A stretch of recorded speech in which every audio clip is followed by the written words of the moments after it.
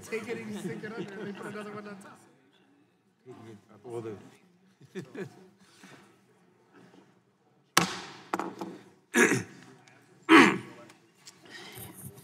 The Judiciary Committee will please come to order, a quorum being present. Without objection, the Chair is authorized to declare recess at any time. Pursuant to Committee Rule 2 and House Rule 11, Clause 2, the Chair may postpone further proceedings today on the question of approving any measure or matter or adopting an amendment for which a recorded vote for the ayes and nays are ordered. Pursuant to notice, I now call up H.R. 3239, the Humanitarian Standards for Individuals in Customs and Border Protection Custody Act, for purposes of markup, and move that the committee report the bill favorably to the House. The clerk will report the bill. H.R. 3239, to require U.S. Customs and Border Protection to perform an initial health screening on detainees and for other purposes. Without objection, the bill is considered as read and open for amendment at any point. I will begin by recognizing myself for an opening statement. H.R. 3239, the Humanitarian Standards for Individuals in Customs and Border Protection Custody Act, responds to the chaos and cruelty of the Trump administration's immigration policy, a policy that has contributed to the needless deaths of 10 people in Customs and Border Protection, or CBP, custody in the last 9 months, including 3 children and 7 adults. This critical legislation would require all individuals in CBP custody to receive an initial medical screening and would set certain minimum standards of hygiene, nutrition, and shelter that CBP must meet. Treating individuals in CBP custody with basic standards of human decency is the very least that we can do, and it is outrageous that the administration may need Congress to act before it will do the right thing.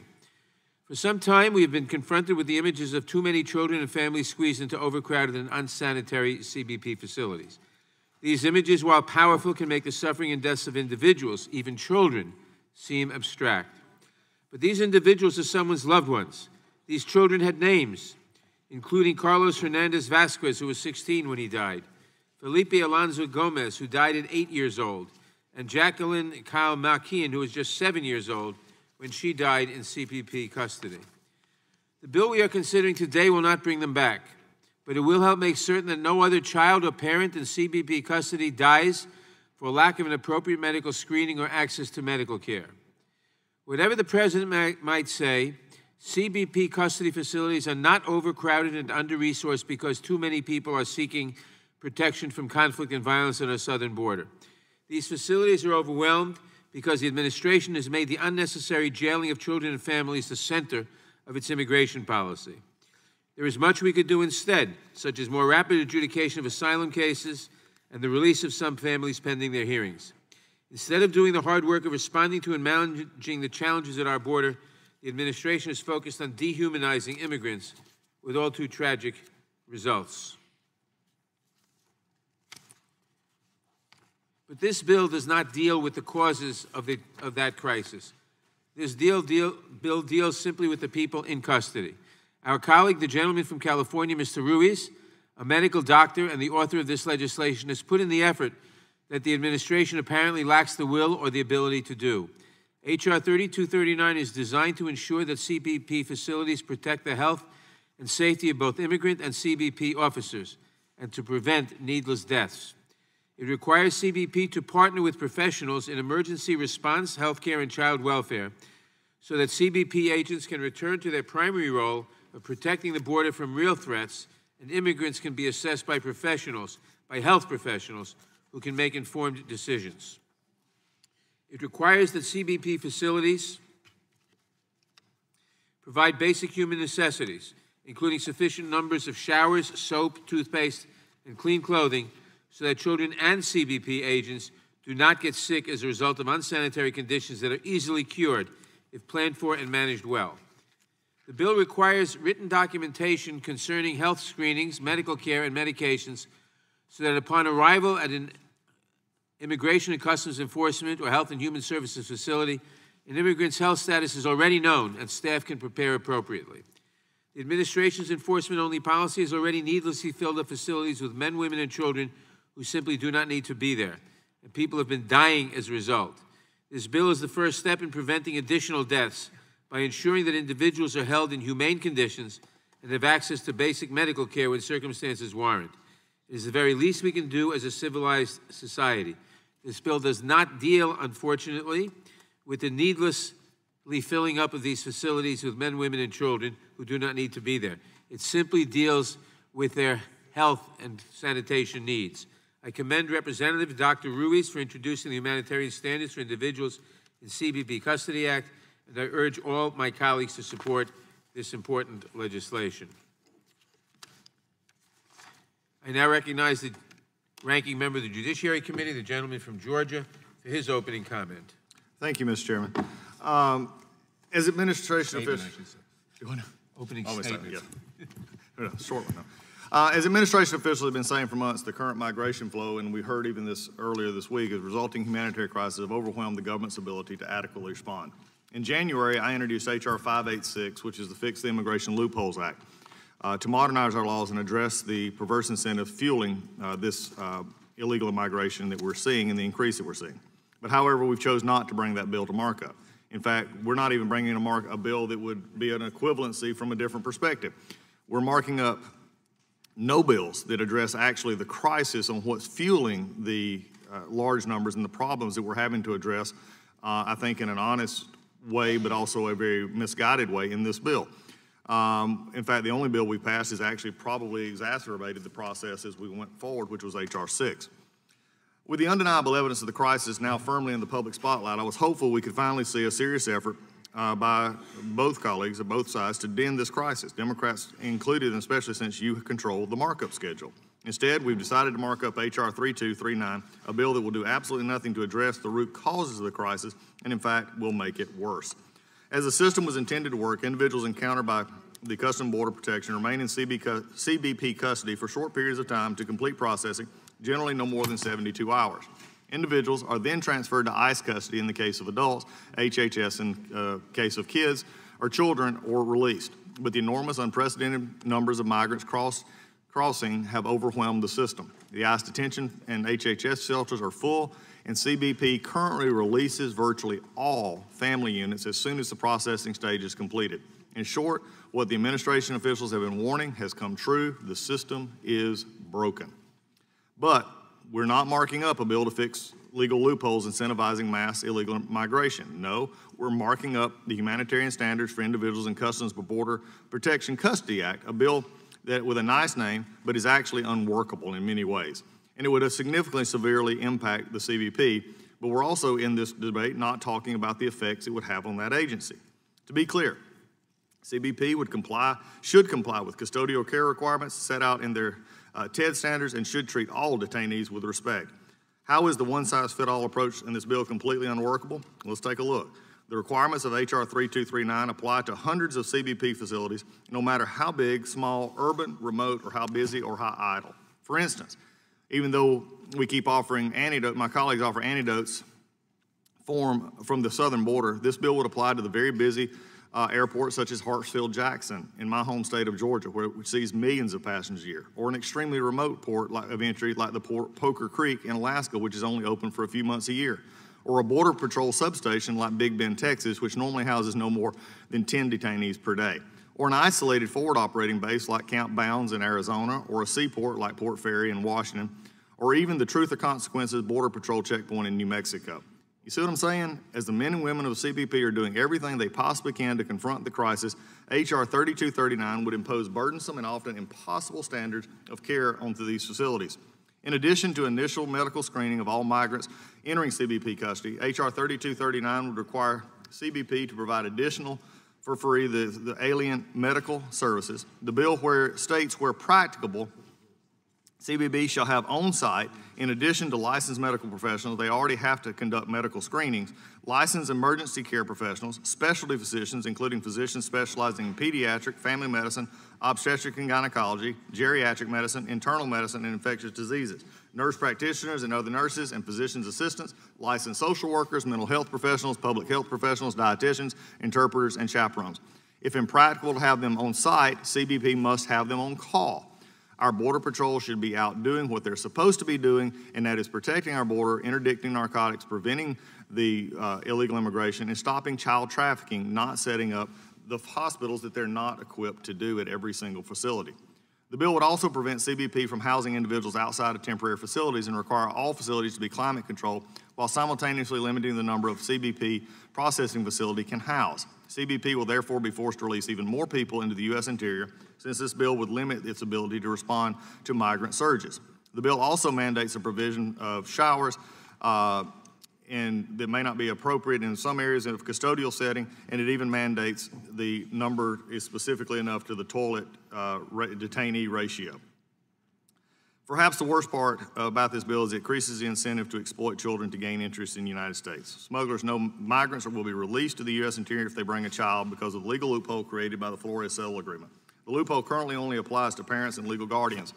DHS continues to see adults fraudulently posing as child's parents or legal guardian to use the child to get into the United States. This bill rips the existing loophole even further. Instead of only benefiting parents and legal guardians, the bill would expand to mere adult relatives of the child. H.R. 3239, although possibly well-intentioned and is well-intentioned, is unworkable. Will do nothing to address the border crisis, increases the likelihood for children to be trafficked because of the openings that it provides. I again, will vote no on this bill for the many reasons that I've just stated, but also would encourage us to look, instead of always at the symptoms of the problem, let's look at fixing the problem. I have ideas, you have ideas, let's bring those to the table and have those discussions. And with that, I yield back. Thank you, Mr. Collins. I now recognize the chair of the Subcommittee on Immigration and Citizenship, the gentlelady from California, Ms. Lofgren, for her opening statement. Thank you, Mr. Chairman. Today, we have the opportunity to pass a piece of legislation that will prevent the deaths of children in our immigration detention system. Without H.R. 3239, it is a certainty that more children and other immigrants will fail to get adequate treatment, and some will die in Customs and Border Protection custody. The bill is a life-saving piece of legislation rooted in the long medical experience of our colleague, Representative Raul Ruiz, and responsive to the needs of the children and families in CBP custody. The Trump administration's immigration policies have intentionally dehumanized immigrant children and families and pushed them into severely crowded CBP cells where many are forced to stand for weeks on end. The administration asserts that these conditions are the inevitable result of large numbers of people seeking protection at our border, but that's not true. A competent administration would plan for the expected arrival and care of immigrants in need of protection.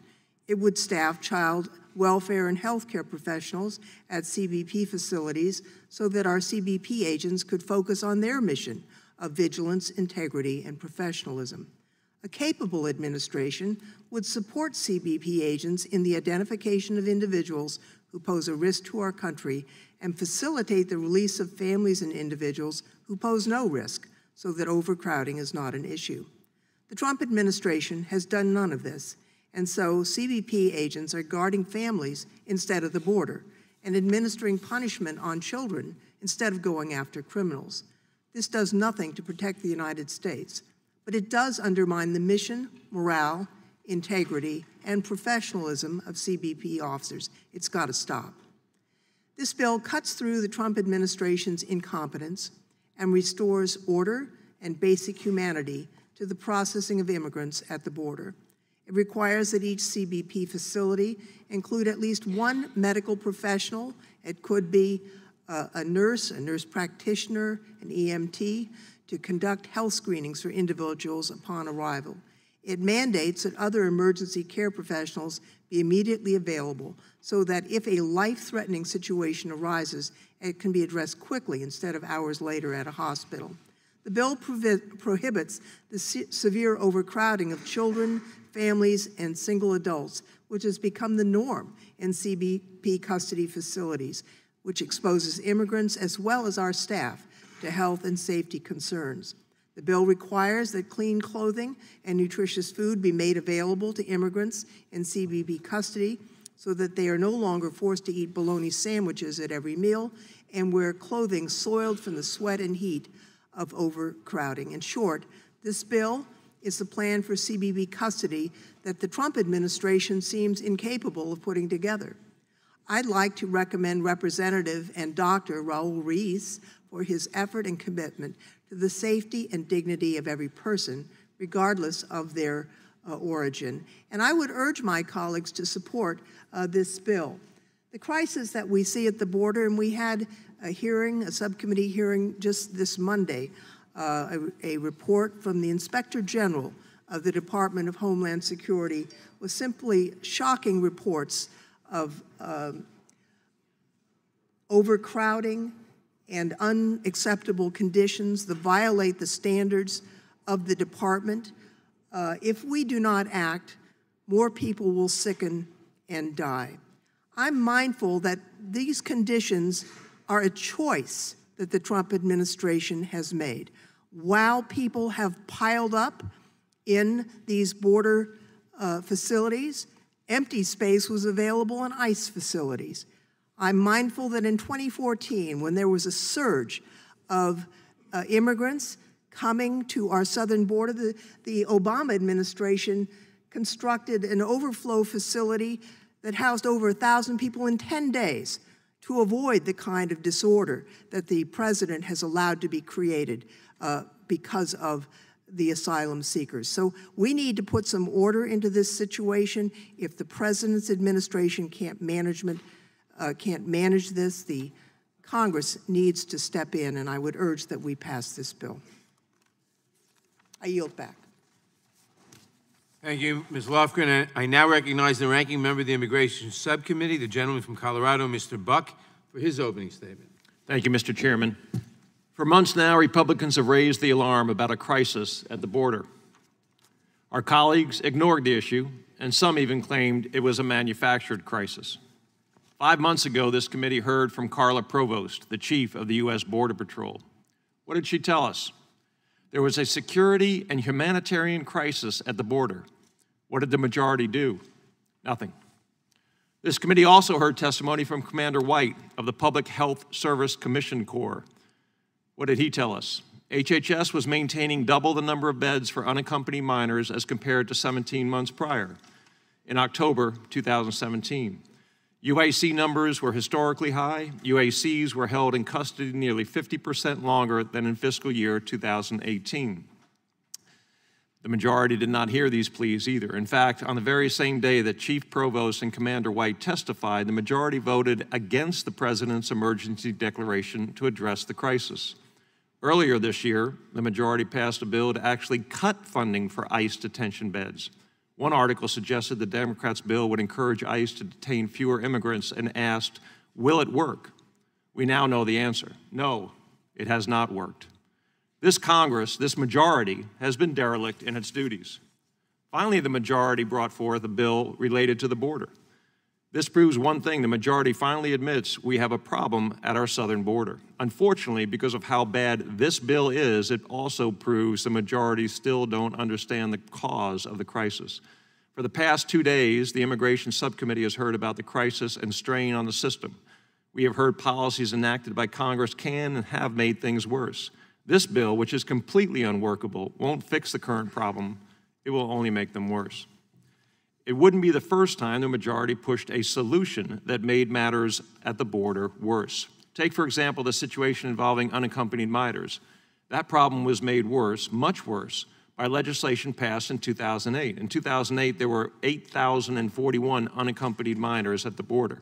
Last fiscal year, there were 50,036, more than a 622% increase. We cannot afford to make the same kind of mistakes at the border, mistakes that will make the crisis worse, but that is exactly what this bill is poised to do. Customs and Border Patrol was not asked for input on the implications of this bill. Let me repeat, CBP was never consulted about this bill, and yet it will have a sweeping and devastating impact on how that agency fulfills its vital duties. The committee has never had a hearing on this legislation. The majority apparently is uninterested in hearing from experts about the provisions of this bill. This bill expands the Flores loophole, allowing distant relatives to use children to enter the U.S. This will increase the risk and incidence of child trafficking in a time where some media reports have suggested DNA tests show nearly 1/3 of children apprehended at the border are not related to the person who claimed a family relationship.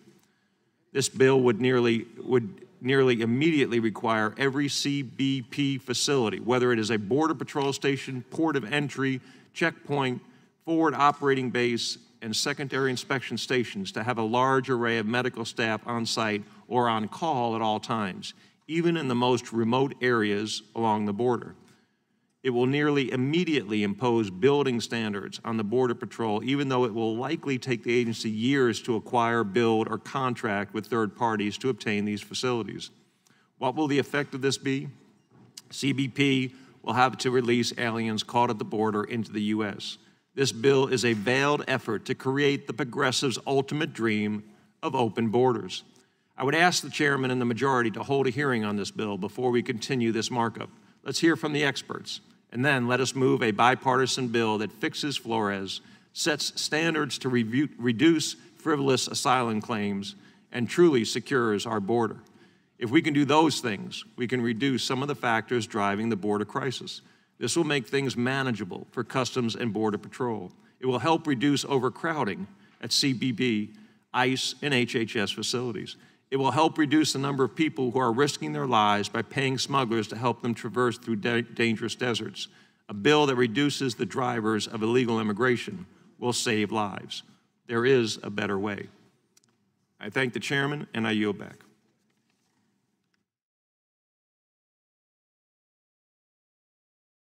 I thank the gentleman, and I now recognize myself for purposes of offering an amendment in the nature of a substitute. The clerk will report the amendment. Amendment in the nature of a substitute to H.R. 3239, offered by Mr. Nadler. Strike all that follows after the enacting clause and insert the following. Without objection, the amendment in the nature of a substitute will be considered as read and shall be considered as base text for purposes of amendment. I will recognize myself to explain the amendment. Most of the changes in this amendment are either of a technical nature or simply clarify the intent of certain provisions.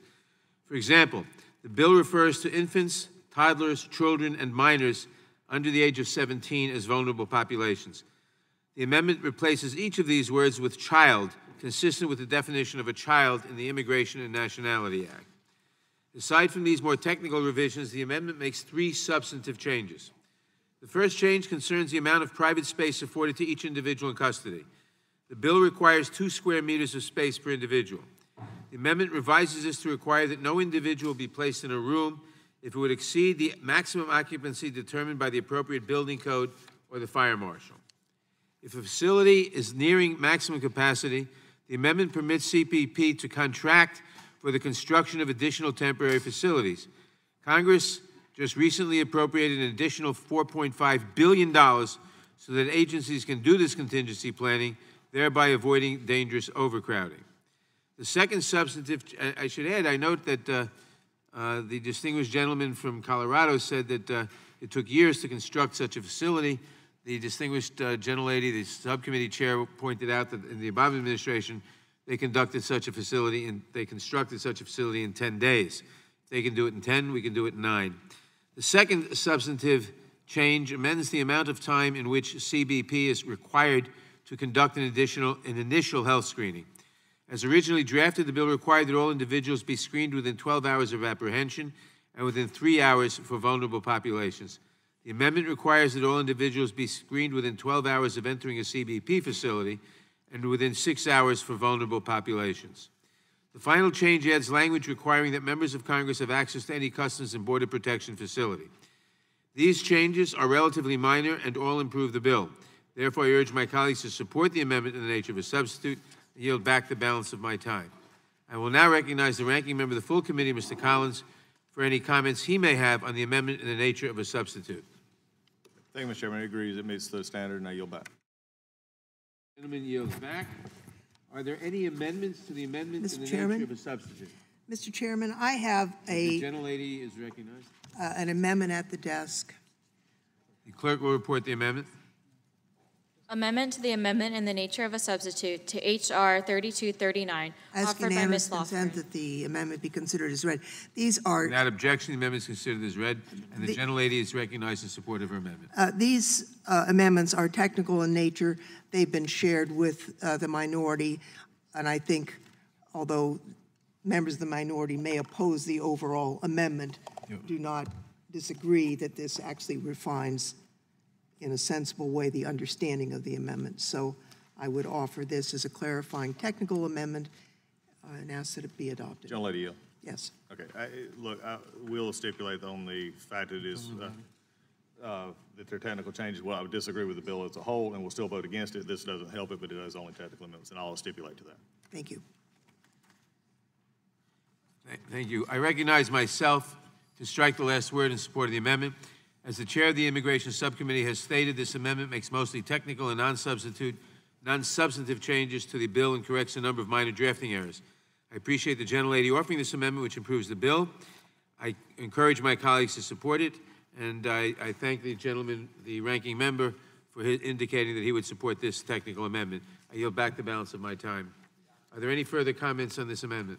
The gentlelady for what purpose does the gentlelady from Washington seek recognition? Move to strike the last word. Gentlelady is recognized. Thank you, Mr. Chairman, and I thank the chairwoman of the Immigration Subcommittee for this technical amendment. I am in support of it. I just wanted to say a few words on the underlying bill. I am proud that we're marking up this bill today to create some meaningful standards for how CBP treats people in its custody. Frankly, we shouldn't have to do this, but we are in a position where we are forced to do this. We have to say that we cannot tolerate people and children being held in conditions where children are forced to wear, quote, clothing stained with vomit, where people are forced to share combs during a lice outbreak, where facilities lack adequate food, water, and sanitation, and where Border Patrol agents are asking children to care for other children with little to no help from any adult. And I just saw an article today that says that Border Patrol turned to a 3-year-old and asked if she wanted to stay with one parent who was being deported or the other parent who was going to be kept here in the United States. It is unacceptable that at least 7 children have died in the last year when no child had died in DHS custody for nearly 10 years.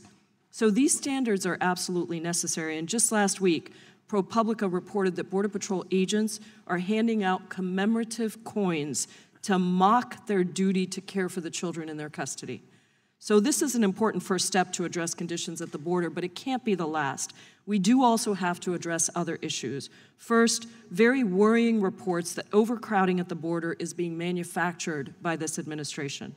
And I would just cite to you, Border Patrol claimed on July 4th that HHS did not have the capacity to accept unaccompanied children, but in a July 10th BuzzFeed news story, HHS refuted Border Patrol's claim and said that they had beds available.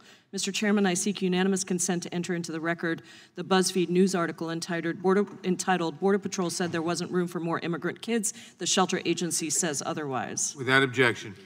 The Wall Street Journal drew attention to information that, quote, several facilities run by immigration authorities that are intended for children were not being fully used for that purpose, end quote. As of June 27th, as the nation reeled at images of severe overcrowding and harsh conditions for children and others, family detention facilities were actually running at under half capacity. Mr. Chairman, I seek unanimous consent to enter into the record that Wall Street Journal article entitled, As Border Crisis Worsens, a Detention Center Designed for Children Has None. Without objection. Policies like metering, the attempts by the Trump administration, no, not the attempts, the actual rules by the Trump administration to say that we are shutting down the ability for people to enter through legal ports of entry and therefore to seek asylum, and therefore they are going between legal ports of entry and crossing over the border in dangerous conditions such that we had people dying crossing the river.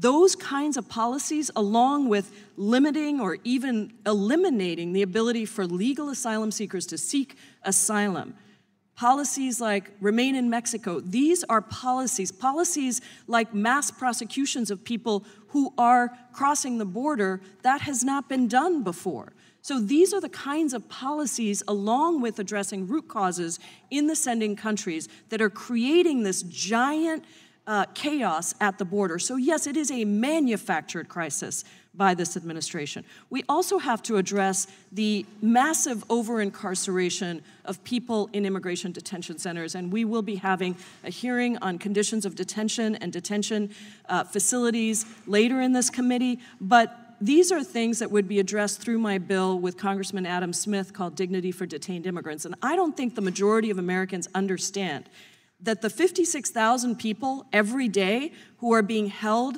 in prisons, we call them detention, but they are actually in some cases prisons, that the vast majority of those people don't have a conviction, much less a charge against them, other than perhaps illegal reentry or entry. So these are not people that should be detained. Many of them are asylum seekers. Many of them are people who, if we adjusted our immigration laws, and let me remind this committee once again that in 2013, there was a bipartisan bill to comprehensively reform our immigration system. It was passed with 68 bipartisan votes, and guess who held it up in this chamber? Speaker John Boehner. Republicans have refused repeatedly to comprehensively reform the immigration system in a just and humane way. So I think this is a very important bill that we're passing, but it's certainly not the end, and I resent any implications that somehow Republicans have been trying to fix this problem. There has been no attempt to do so. Thank you. I yield back. Gentlelady yields back. The gentlelady from Georgia, Ms. McBeth, for what purpose do you seek recognition? Thank you, Mr. Chairman. I move to strike the last word. Gentlelady is recognized. Mr. Chairman, this bill should not be controversial. This is America, and we can provide clean drinking water, 3 decent meals, a place to sleep with the lights off, and a place to shower once a day. Customs and Border Protection's own standards require some of these same basic elements of care. The Department of Homeland Security already agreed it must relieve dangerous overcrowding at its Del Norte processing center. The standards set by these agencies themselves are not being met. These are children.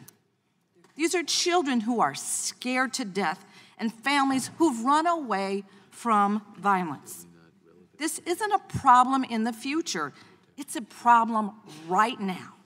And if we don't act now, I fear our failure risks the deaths of more innocent children. And I pray that these standards are met, Mr. Chairman, because I fear the consequences if we don't meet just these basic human needs. And I yield back the balance of my time.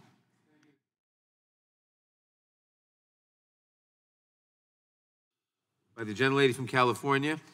All in favor, say aye. Aye. Opposed? The ayes have it. The ayes have it. Are there any further amendments to the amendment in the nature of a substitute? Gentleman from Florida, for what purpose does the gentleman from Florida seek recognition? I have an amendment at the desk. I reserve a point of order. Clerk will report the amendment. The gentlelady reserves a point of order. Amendment to the amendment in the nature of a substitute to H.R. 3239, offered by Mr. Gates of Florida.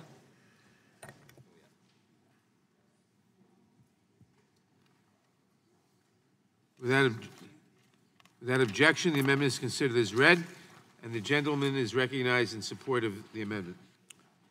Thank you, Mr. Chairman. There is a crisis at our southern border. It is a crisis that Secretary McAleenan shared with this body repeatedly starting back in February. It is a crisis that House Democrats have ignored, and it is even a crisis that the Democratic whip laughed at. I repeat, laughed at on January 9th when asked whether there was a humanitarian crisis. To solve the crisis, we need to change our asylum laws. We need to erect physical barriers on the border, and we need a common sense immigration enforcement regime that allows for interior enforcement of our immigration laws and support for Customs and Border Patrol and ICE. These statements didn't used to be controversial. Just way back in the 1990s, the distant 1990s, Democrats included in their official platform that criminal illegal aliens needed to be deported. And obviously, you need the elements of ICE to be able to do that, and you need strong CBP to ensure that we have a secure border. But now, Some on the radical left have substantially moved the Democratic Party in a dangerous direction. They say that interior enforcement of our immigration laws is racist. They say that building a wall is racist. And despite the fact that a substantial percentage of the brave Americans who work at ICE and CBP are of some minority status, there are claims that these institutions of ICE and CBP are in and of themselves racist. Those claims are absurd. These are patriotic Americans doing all they can to be helpful. But I wonder, where are we in this Congress? Where are House Democrats? Because as I've seen the new spokespeople for the Democratic Party, the Squad, step forward and call for the abolition of ICE, the abolition of the Department of Homeland Security, and the abolition of Customs and Border Patrol, I wonder, what elements of the securing of our border or the enforcement of our immigration laws would any of you even stand to support? And so I bring this amendment, largely demonstrably, to see who among the Democrats on the House Judiciary Committee agree with the most radical fringe on the Democratic left. So this amendment would do as the Squad has called for. It would abolish CBP. And I'd like to know who among you stand with the brave Americans who toe the line, who work the border, who enforce our laws, and who among you stand with the Squad. I can't wait to find out, and I certainly hope that my Democratic colleagues will not use procedural maneuvers to block consideration and to figure out which side of the line you're on. I yield back, Mr. Chairman. Mr. Chairman. Gentleman yields back. Does the gentlelady insist on her point of order? I do, Mr. Chairman. The amendment is beyond the scope of the bill and the manager's amendment, which relates to the conditions of confinement, and this is far beyond germane. I would say, however, if it were germane, I would vote against this amendment because obviously we need to have border patrol agents and an agency to enforce border security. So I do insist on my point of order. Does the gentleman wish to be heard on the point of order? On the point of order. I'm aware, Mr. Chairman, yes. I am disappointed that the gentlelady insists on her point of order, but given those remarks, I'll withdraw the amendment. Does the gentleman seek unanimous consent to withdraw the amendment? Yes, Mr. Chairman, I seek unanimous consent to withdraw the amendment. Very well. I will rule on the, let me just say that, that this is well out of order, and I'm glad that the gentleman will seek unanimous consent to withdraw it. I doubt anybody would vote for it on this side of the aisle. I'm glad to hear that the gentleman from Florida thinks we ought to abolish the CBP. But I think most people think we need a border patrol. But the gentleman seeks unanimous consent to withdraw the amendment. After having wasted the committee's time, I am glad to, without objection, the amendment is withdrawn. Are there any other amendments to the amendment? Mr. Chairman. Gentlemen, for what purpose is the gentleman from California? Mr. Chairman, I have an amendment at the desk. The clerk will report the amendment. Amendment to the amendment in the nature of a substitute. Gentlelady reserves a point of order. The clerk will report the amendment. Amendment to the amendment in the nature of a substitute to H.R. 3239, offered by Mr. Swalwell of California. I ask unanimous consent to dispense with the reading. The gentleman from, first of all, the gentleman from Georgia also reserves a point of order, and without objection, the reading will be dispensed with. The gentleman from California is recognized to explain his amendment.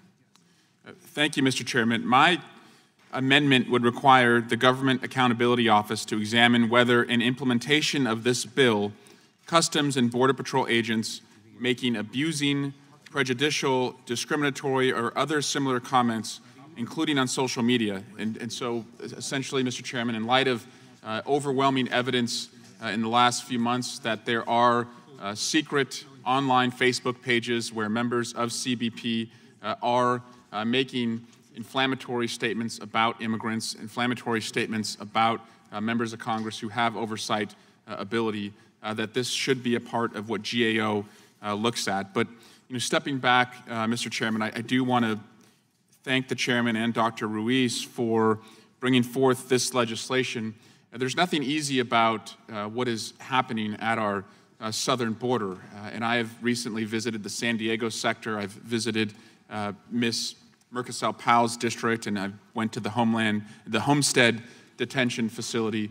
And there's nothing easy about why these immigrants are coming here. It's actually a lot of the conditions that are going on in the northern triangle of Guatemala, Honduras, and El Salvador, and a lack of leadership by the United States to address the economic and security conditions there leads to a continued flow. And we can't just go to the border to address this issue, but presidential leadership could actually work with the private sector and other countries to invest in those countries and make sure that people can stay where they're from, which is overwhelmingly what they would prefer to do if it was safe and if there was opportunity. But recognizing that right now we have no leadership, that people will continue to take a 1,000+ mile journey, and who among us would not do the same if we had nothing and we feared for our lives, and who among us would think that coming to the United States and facing separation would probably still be safer than what we would be leaving behind. That's why most of these individuals come. So they are at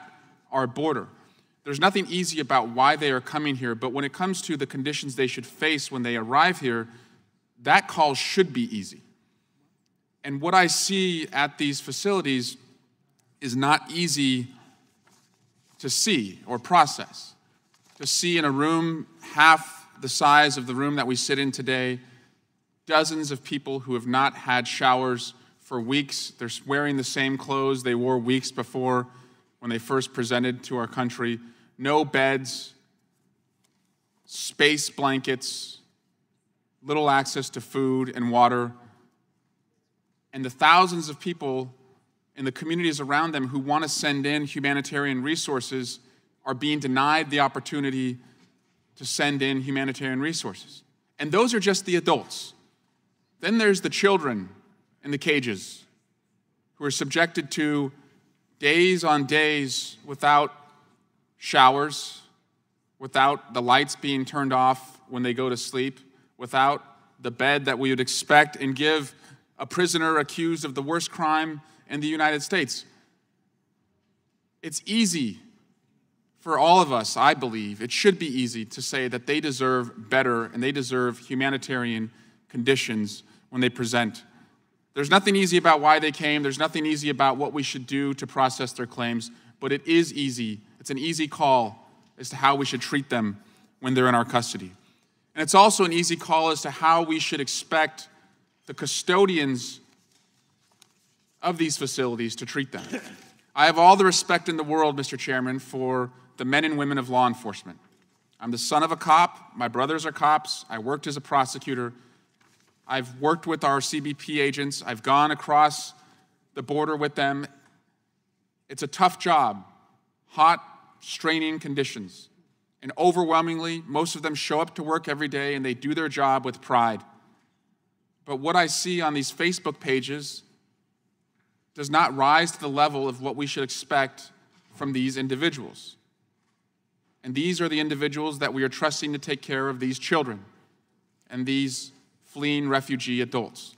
And so my amendment would ask that GAO look at these Facebook pages and to find if there's anyone else who we've trusted to take care of these individuals who are engaging in this conduct, and if so, hopefully CBP would take action to remove them, and so that they do not stain the good reputations of the overwhelming majority of CBP agents who want to just do their job, protect people, protect our country, and protect these children. And with that, I yield back. The gentleman yields back. Does the gentlelady from California insist on her point of order? No, Mr. Chairman, we did call the parliamentarian who advises us that the amendment is germane, so I withdraw my point of order. Gentlelady withdraws her point of order. Does the gentleman from Georgia insist on his point of order? I will withdraw my point of order, but I do have a question, and just as a clarification question, I'm assuming the way that the gentleman from California worded this, he is talking about prospective and not regressive acts. Is that correct? That's correct, yes. Okay. I withdraw the point of order. The point of order is withdrawn. Is there any further? Move to strike last word. Does anyone else wish to be heard on the amendment? Gentleman from Florida. For what purpose does the gentleman from Florida seek recognition? Strike last word. Gentleman from Florida is recognized. Thank you, Mr. Chairman, and I agree with the gentleman from California that no one working within our government should utilize social media to harass or engage in these types of social media comments.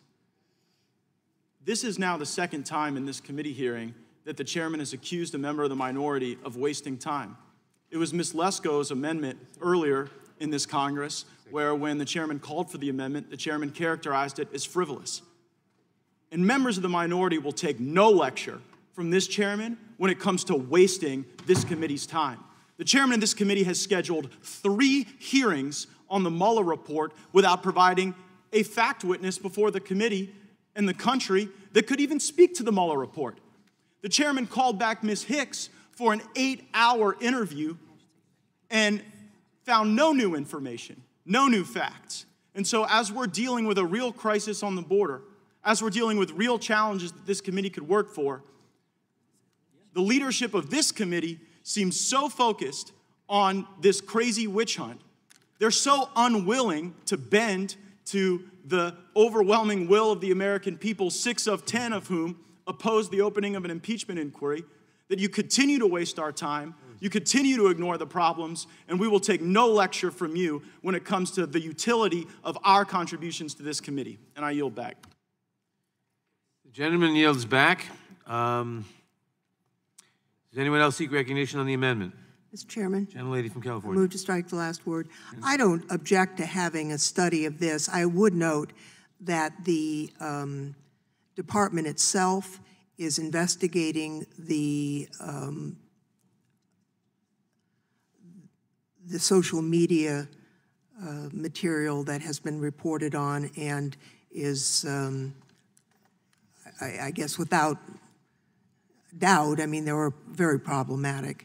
I would note also that the Inspector General advised us on Monday that the Inspector General's office would be looking into those allegations. So I feel some level of confidence that we will get to the bottom of what has happened in the past, and I would assume that all of us would want to know that and make sure that appropriate action is taken. And Gentlelady yield. I would be happy. And I think I agree with the gentlelady because I've had reports just as you have that they are looking into this, and that's why I ask, is this a progressive? And I think what this was trying to get at, and I understand the gentleman's sentiment, and I agree with my friend from Florida, and also agree with his statements just now about the superfluous comments coming from the chair that are editorializing many times these statements on our side, and you and I have talked about this, and I would hope it would stop. It doesn't seem to be, but it continues. But then this here, I think, is, again, I think we're going to get to the bottom. I agree with the gentlelady from California. I think this is a priority for the department in the light of everything else that's going on. And frankly, would just say that this is going to get to the bottom. I'm not sure how this would, help what is already a flawed bill. Yield back. I yield back. Gentlelady yields back. Is there any further? Mr. Chairman. Gentleman from Virginia, for what purpose? The gentleman from Virginia seek Move to strike last word. Gentleman is recognized. Mr. Chairman, I'm going to support the amendment, but in light of the gentleman from Florida's comments and others that were made, I just wanted to point out that this is already against the law when it comes to federal employees, and from the gentlelady's comments, it's already being investigated. So, I'm happy to support the repeat of this policy and the continued application of this policy, but it does seem like it's repetitive, but I'll support the amendment. Thank you. Yield back. Question occurs on the amendment. All in favor say aye. Aye. Opposed, no. The amendment is agreed to. Are there any further amendments to the amendment in the nature of a substitute? For what purpose does the gentleman from Arizona seek recognition? Mr. Chairman, I have an amendment at the desk. I reserve a point of order.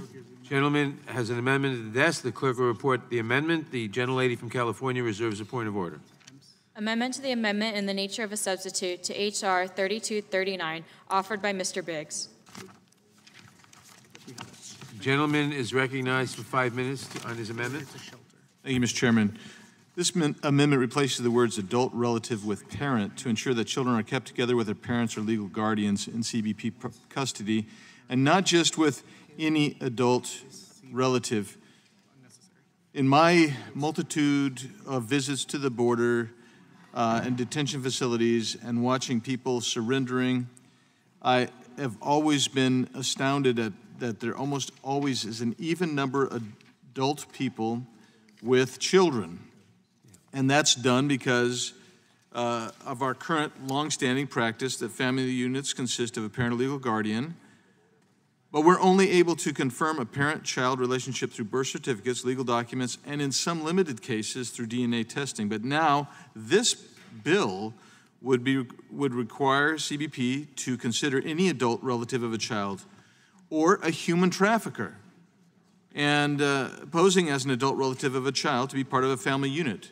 This year alone, more than 5,000 children as parts of false family units have been found out and protected from the human trafficker that was using them to create a family unit. That would not be possible, quite frankly, under 3239. The outer limits of the relationship is left undefined. Is it brothers and sisters? Is it aunts and uncles? To what degree of consanguinity do we even consider? Presumably even distant relatives. Of course, it would be ideal for children to stay with their adult relatives in a perfect world, but we don't live in such a world. We live in a world where children are exploited and trafficked, a world where our laws incentivize the use of a child to illegally enter the United States. I spoke recently about a young girl, 11 years old, who was being kept in Charleston, South Carolina, who had been used and manipulated and exploited by human traffickers. She was there responsible for two children, two small boys, who were awaiting reuse by human traffickers from the Yuma port of entry. Fortunately, CBP, together with ICE, local LEOs, and FBI, were able to go in and save those three children. There's already a loophole in immigration law created by the Flores Settlement Agreement that prevents children from being detained with their parents for longer than 20 days. The practical effect of this loophole is that virtually no family unit is detained. This incentivizes individuals to bring a child with them when they cross the border to ensure they are released into the interior of the country. And that incentive is so great that human traffickers refer to children as passports. And DHS has identified an increasing number of fraudulent cases where adults pose as a child's parent or legal guardian in order to gain entry into the United States. The language in this allows them to expand who would be considered the family unit. The incentive to bring a child will be exacerbated. While DHS's efforts to identify a true relationship and prevent the trafficking of children for nefarious purposes would be made even more difficult. This new requirement will incentivize child traffickers to pose as distant relatives to evade detection, and this is unacceptable. We should be closing legal loopholes like the Flores Settlement Agreement, not expanding them. This amendment does not end the Flores Settlement Agreement, but it would at least keep the status quo, ensuring that children stay together with their parents and legal guardians without extending the legal loophole to distant relatives and human traffickers who would fraudulently pose as such relatives to bring children into the United States for nefarious purposes. I urge my colleagues to vote for this amendment to ensure that we're protecting children, not creating more reasons for under our laws to exploit children. And I just want to make an additional comment that illegal reentry into the United States of America is a felony. And I want to bring two important cases from my own district where someone who committed that felony of reentry, who had been deported, come back, murdered Grant Ronnebeck, the son of Steve Ronnebeck, and another who had also been deported and reentered, committing that felony of reentry, killed Brandon Mendoza, son of Marianne Mendoza, in my district. And so I think it's important to never forget the separation that occurred for the Ronnebeck and the Mendoza families. With that, Mr. Chairman, I yield. Gentleman yield. Yes, I yield to the. I just want to say quickly without striking next time, I agree with the gentleman's amendment. This is, at this time, I believe rapid DNA, other things need to come into contact here, but at this time, expanding this in this bill is not helpful and would actually exacerbate a problem. I think there needs to be a better solution. It should not be in this bill, and the expansion should not be here. With that, I yield back to the gentleman. Gentleman yields back. First, I withdraw my point of order. Obviously, the amendment is germane. I would urge opposition to the amendment and explain why I think, although I'm Regular sure, order, Madam Chair. Pardon me? I think you have to recognize yourself. I thought I had recognized myself for as much time as for 5 minutes. The amendment, although I'm sure well-intended, I think creates problems that would not be suitable. Right now, as the bill stands, a family member, and this is quite frequent, a grandmother, an aunt, an older sibling may be accompanying a minor child. And what is happening is that children are being removed from their grandmother and then, in many cases, lost in the Trump administration's mismanaged and I would say incompetent immigration system. We have received reports that there are still thousands of children, some of them pre-verbal, who have been separated from their families and never reunited. In fact, the Inspector General pointed out that the Border Patrol for pre-verbal children didn't even take pictures or fingerprints of the babies, and so there was no way to reunite these babies with their parents. The need to make sure that children are not separated from their family and then lost in the system is an urgent one. This bill does not change or improve on any substantive rights of adults, but it is necessary to safeguard immigrant children because it's been proven that this administration can't or won't protect these children once they enter the system. I would note that the issue of trafficking is a real one, and the manager's amendment notes that if the arrangement poses a safety or security concern, then the measure would not be adhered to. I would note further the mention of rapid DNA, which I believe is being unfolded out at the border. This is something that Mr. Sensenbrenner and I worked on, and it's an important advance to determining identity of individuals. It's something that's relatively inexpensive. It can be operated within minutes by non-technical people. It's simply a machine. It's being used by the FBI and in other countries with a high degree of reliability in terms of identification. So that is a very large advance. And so although I know the amendment is well-intentioned, I think it would do harm to children, and I would urge that we oppose that amendment. And with that, I yield back. Are there other members who wish to be heard on the amendment? The gentleman from Texas. Thank you, Madam Chair. Wish to strike the last word. For the chair to say this administration can't or won't help the children protect the children after they're separated, and that's been proven, is a statement that is really unbecoming the chair. I have personally seen many, many, many efforts to protect the children by our Border Patrol and by ICE. And it is an affront to those people who are not paid enough for the hell they go through trying to enforce our laws to say they can't or won't protect these children. That's really, there are cases where they haven't gotten the protection that we would want. Yield? But that, yes. I thank the gentleman for yielding. To clarify, and I perhaps did not make this as clear as necessary, it was the Inspector General of the department itself that identified that pre-verbal children had been removed from their parents without any identifiers, either a written record, a picture. That's not every child, though. That's my point.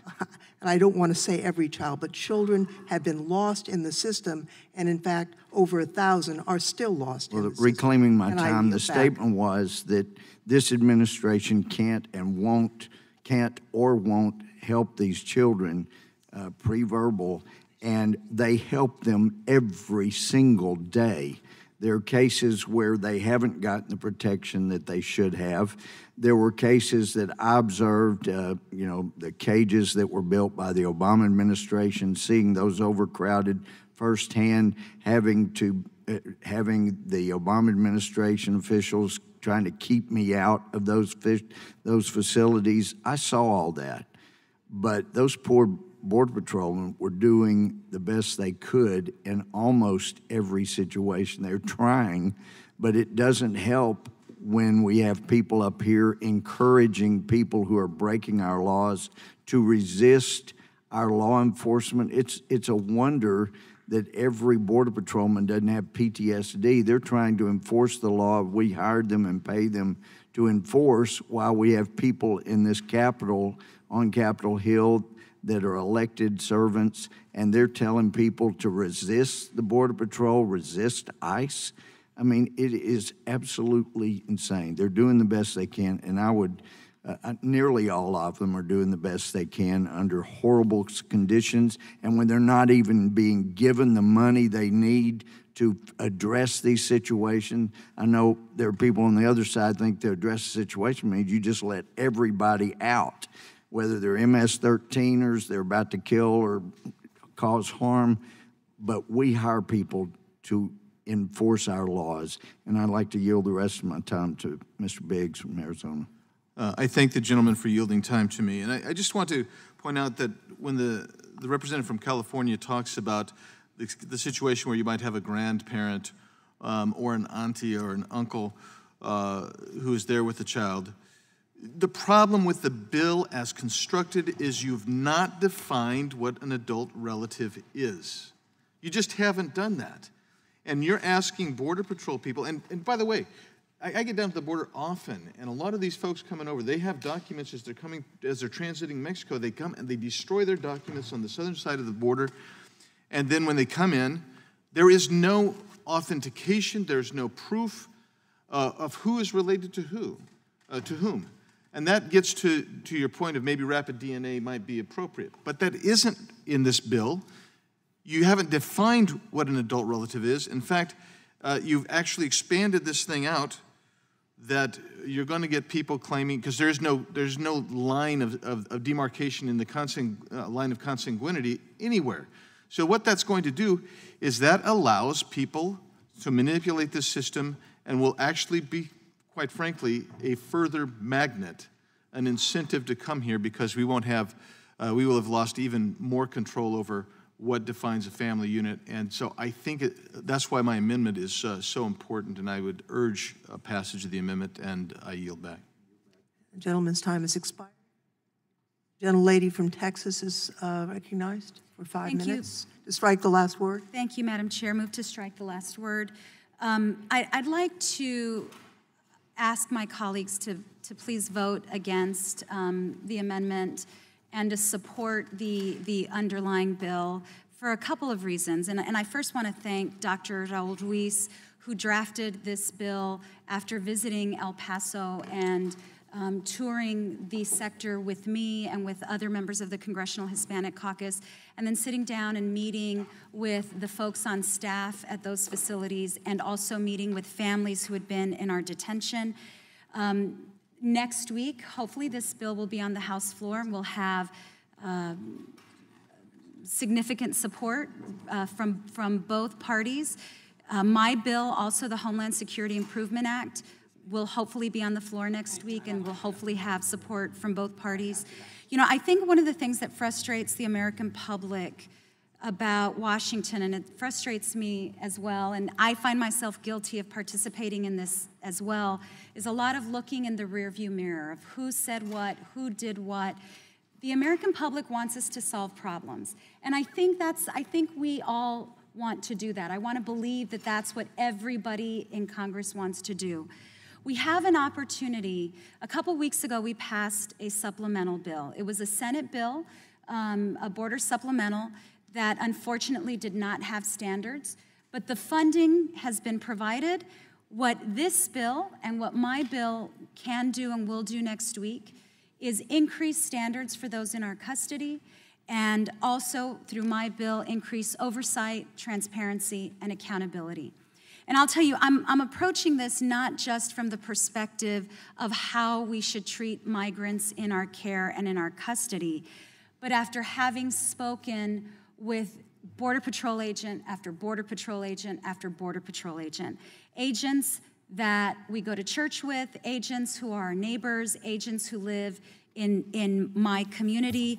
And my community, El Paso, has been ground zero for many of the atrocities that have shocked the conscience of the American public. So how do we take action? How do we go forward? This is an important step.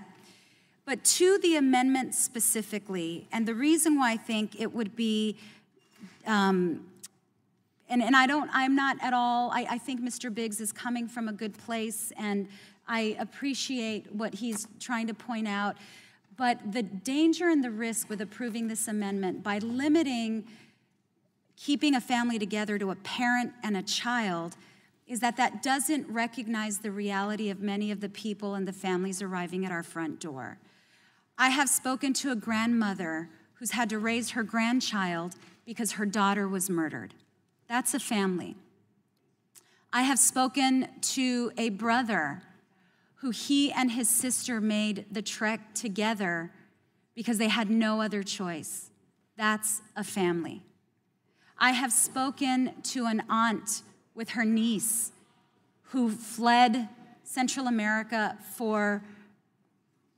because they had no other alternative. That's a family.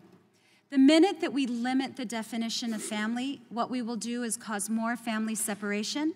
We will cause more overcrowding in our detention facility because we will have increased the number of single adults, and we will have more children in our care that this government doesn't know what to do with.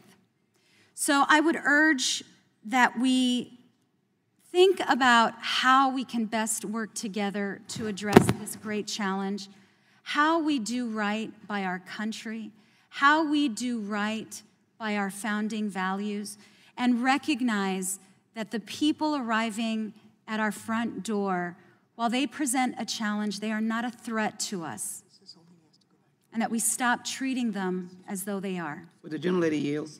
I yield. First of all, let me thank the gentlelady for her words and also indicate to my colleagues that I was just in Homeland Security where we were addressing some of these very important issues. I just want to reaffirm the gentlelady's pictorial presentation by my experiences at the border. I think the first stark experience, Congresswoman, was holding 9-month-old Roger in my arms in 2018 in one of the HHS centers. And Roger's mother was dead. His 19-year-old sister was his mother, but she was separated because she was not his mother. But she was his relative. And so I would just simply say I oppose the amendment because the reality is that people are coming with adults that are their relatives and guardians. With that, Gentlelady's time has expired. Are there other individuals wishing to strike the last word? Seeing no one, the gentleman from Rhode Island is recognized for Thank you, Madam the last Chair. word for 5 minutes. Thank you, Madam Chair. I oppose the amendment, and I want to thank the chairman for holding this markup of H.R. 3239, the Humanitarian Standards for Individuals in Customs and Border Protection Custody Act.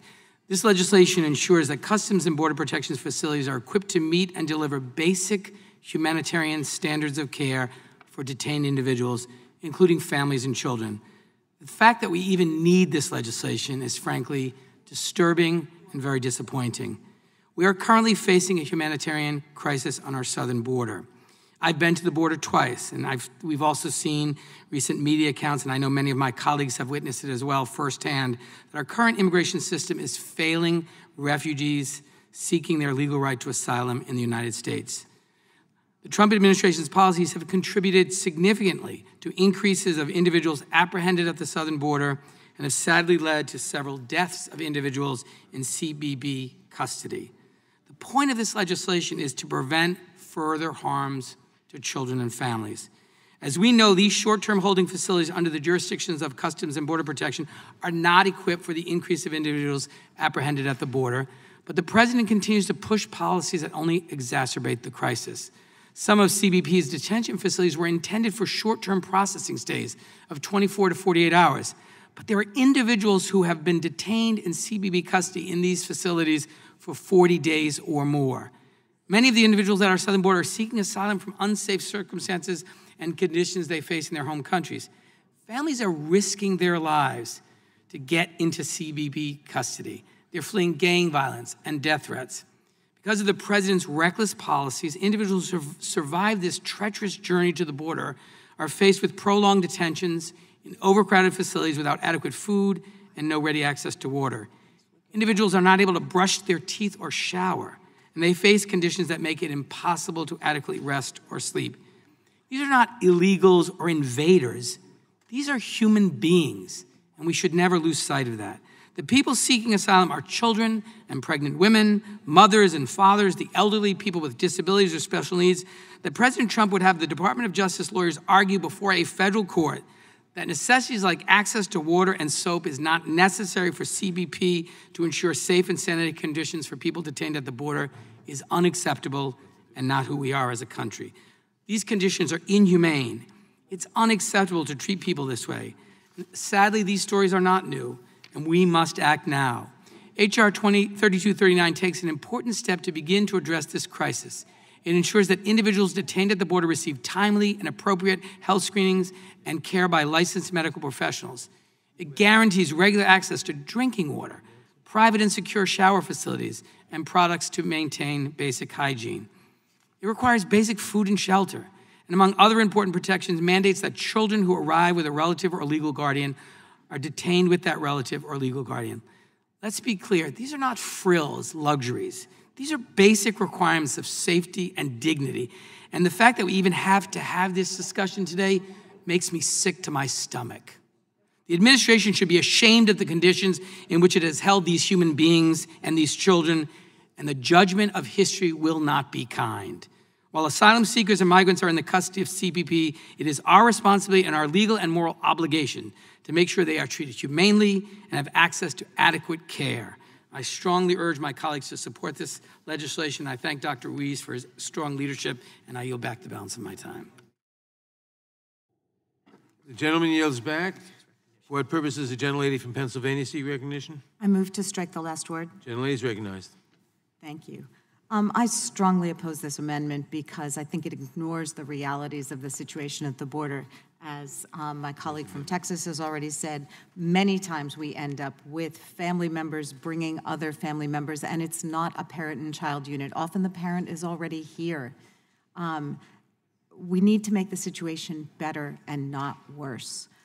This legislation is absolutely critical to address the incompetence of an administration that has created this humanitarian crisis that we're now addressing. Since December 2018, 6 children have died in the custody of U.S. Customs and Border Patrol. 6 children have died in our care. For a decade before that, no children died in U.S. custody, and it's not because this situation is so unique or unprecedented.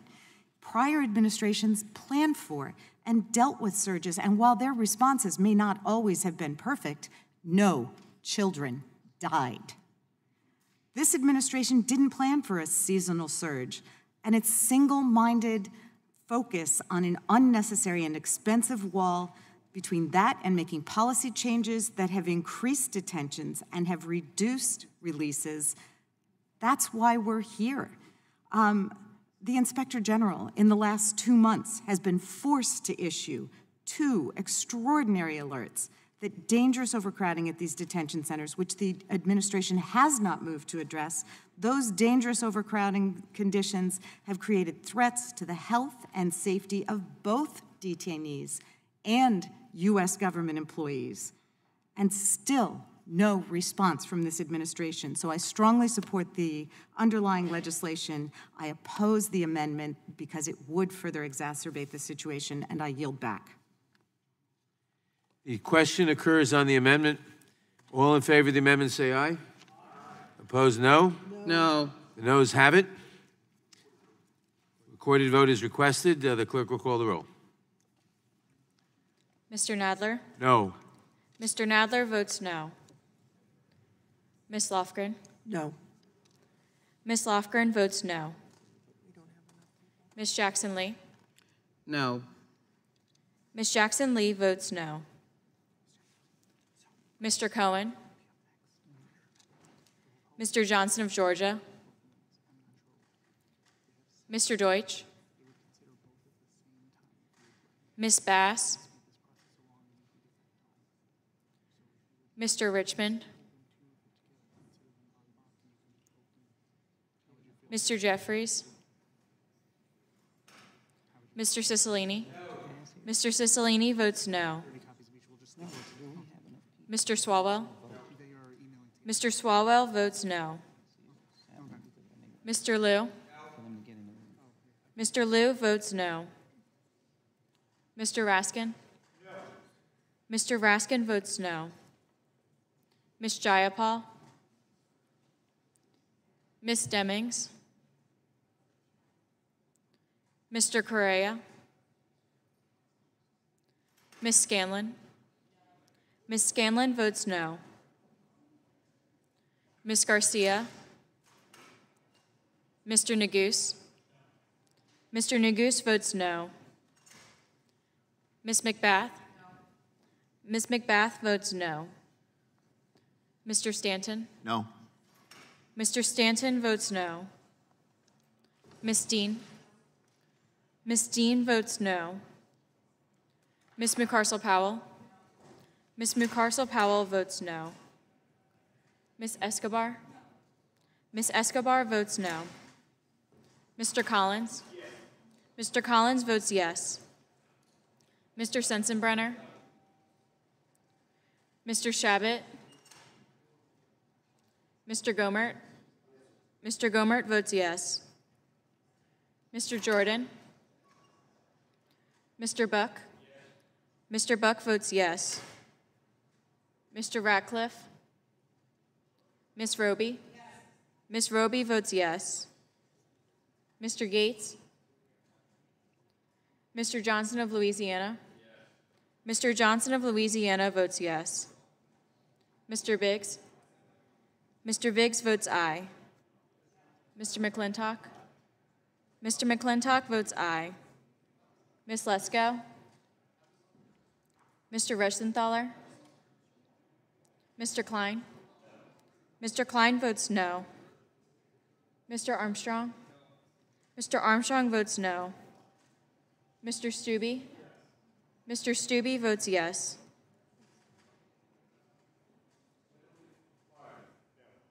Mr. Deutsch votes no. Ms. Jayapal votes no. Ms. Garcia votes no. Mr. Cohen votes no.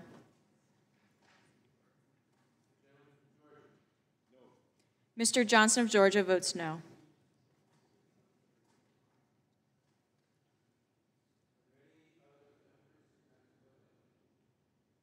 Are there any other members who haven't voted who wish to vote? The clerk will report the result.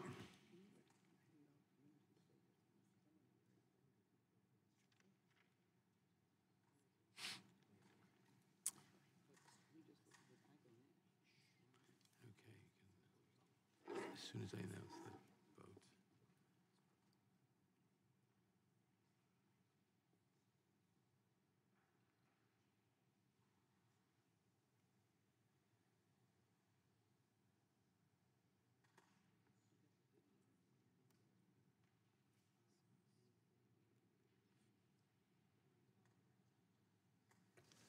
Mr. Chairman, there are 8 ayes and 21 noes.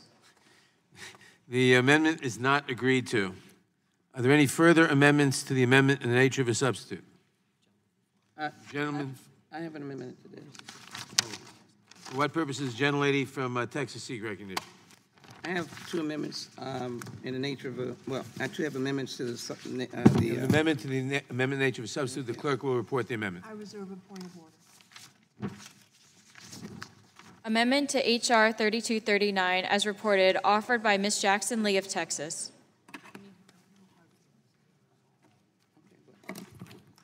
We vetted this. Without objection, the gentlelady is recognized for 5 minutes in support of her amendments, which I understand are being offered en bloc.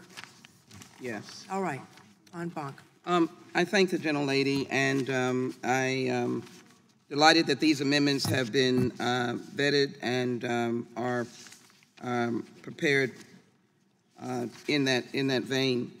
One is simply to ensure that any video that is in the detention facility must be maintained with certified records for a period of 90 days. It is a question of safety. It is a question of fairness to all parties. It is a question of dealing with those individuals who are both protecting and need to be protected. I'd ask my colleagues, as we pursue improving the standards in these facilities that many of us have already seen, whether it's cleanliness or health care or the interaction with those migrants, that we would want to have the accurate information for all parties to be engaged and to be assured that safety is our highest protocol and highest protected atmosphere. The second, of course, is to make sure that the Detainee Bill of Rights includes all languages and the relevant indigenous languages of the individuals. I was reminded of being in a court proceeding dealing with immigration, and the person from Guatemala was being spoken to in Spanish. They had limited understanding of Spanish. They did have their first language was their indigenous language from Guatemala, which are really the relevant languages that we're speaking of from the Northern Triangle. So I ask my colleagues to support the Jackson-Lee amendments, and I yield back my time. Would the gentlelady yield for a moment, please? Gentlelady yields. For a question? Happy to yield. Just wondering, does the gentlelady know how many indigenous languages are involved and would be required for this kind of notice? The way it is articulated, it is for the agency to determine the language relevant in the particular area. In this instance, we're speaking specifically about the language that many Guatemalans speak. Would the gentlelady yield? I'll yield. I think it's his. Oh, no. Okay. He yielded back. No, I'll yield. I would just note that AT&T, and there may be other providers, provide virtually every language known to man as a service, as an interpretation service. When I was in local government, we used them at the hospital because you couldn't possibly have interpreters for every language. We use them in the court system as well, and they vastly expand the capacity of what you can provide by way of language translation. It's a wonderful service and one that would be utilized, I think, in this case. And I thank the gentlelady for yielding. Would the gentlelady yield again? And I think I just want to comment on the point, and I'll be happy to yield, of Ms. Loughran, and the point that she made is expanded by the new technology that we have that can also dictate the different languages. But yes, to the gentleman. So it appears from your amendment that you are suggesting that these Bill of Rights in indigenous languages are posted, which would indicate to me that they are in writing. So it's not something, unless the gentlelady is talking about having something read with the interpretation skills that the ranking member, or I'm sorry, the chair is referring to. But these are actually posted on the walls of the detention facility. Is that correct? If I reclaim my time, if I understand the gentlelady, what she's suggesting, though she's using the technology example, that these indigenous languages are available and would be available to a department as large as the Department of Homeland Security to be able to utilize those that are particularly relevant to those populations that they're dealing with at the border.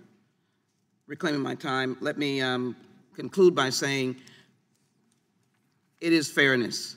It is a fairness of understanding on both sides. And I have had law enforcement officers express themselves very happily when they come upon a scene or interact with individuals who do not speak English, to be able to engage with them in their language for the fairness of law enforcement and the fairness of the individual that is engaged in an incident or a need. And I think this is one that speaks to the needs at the border, and I'd ask my colleagues to support these two amendments. Safety, protection of all parties involved in the holding of individuals, human beings, at the border.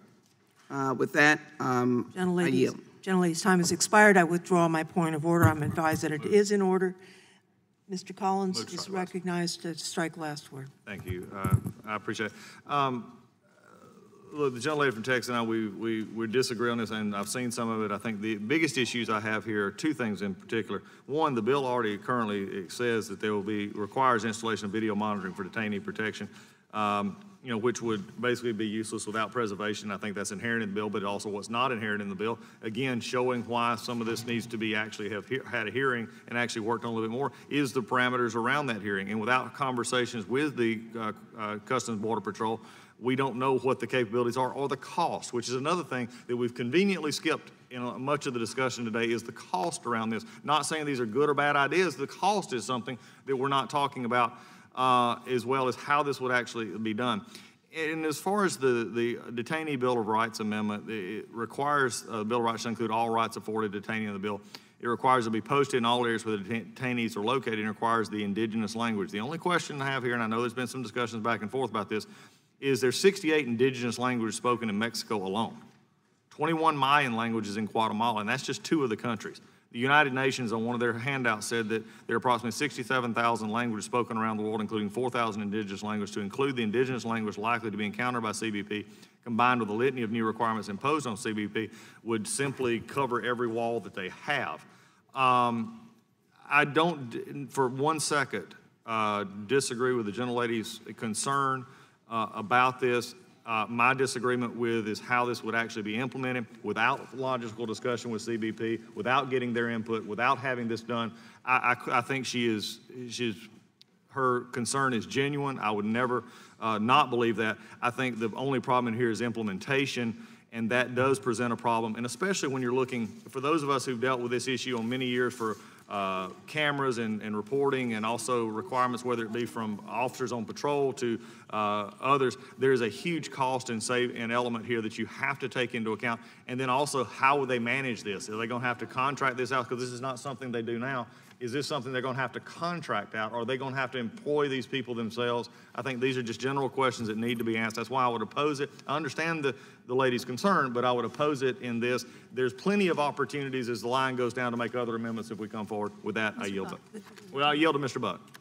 I thank the gentleman for yielding. I just wanted the gentleman to, I wanted to share some information I learned that this past week when the American flag was torn down from an ICE facility in my home state of Colorado and defaced, and the Mexican flag was raised at that facility.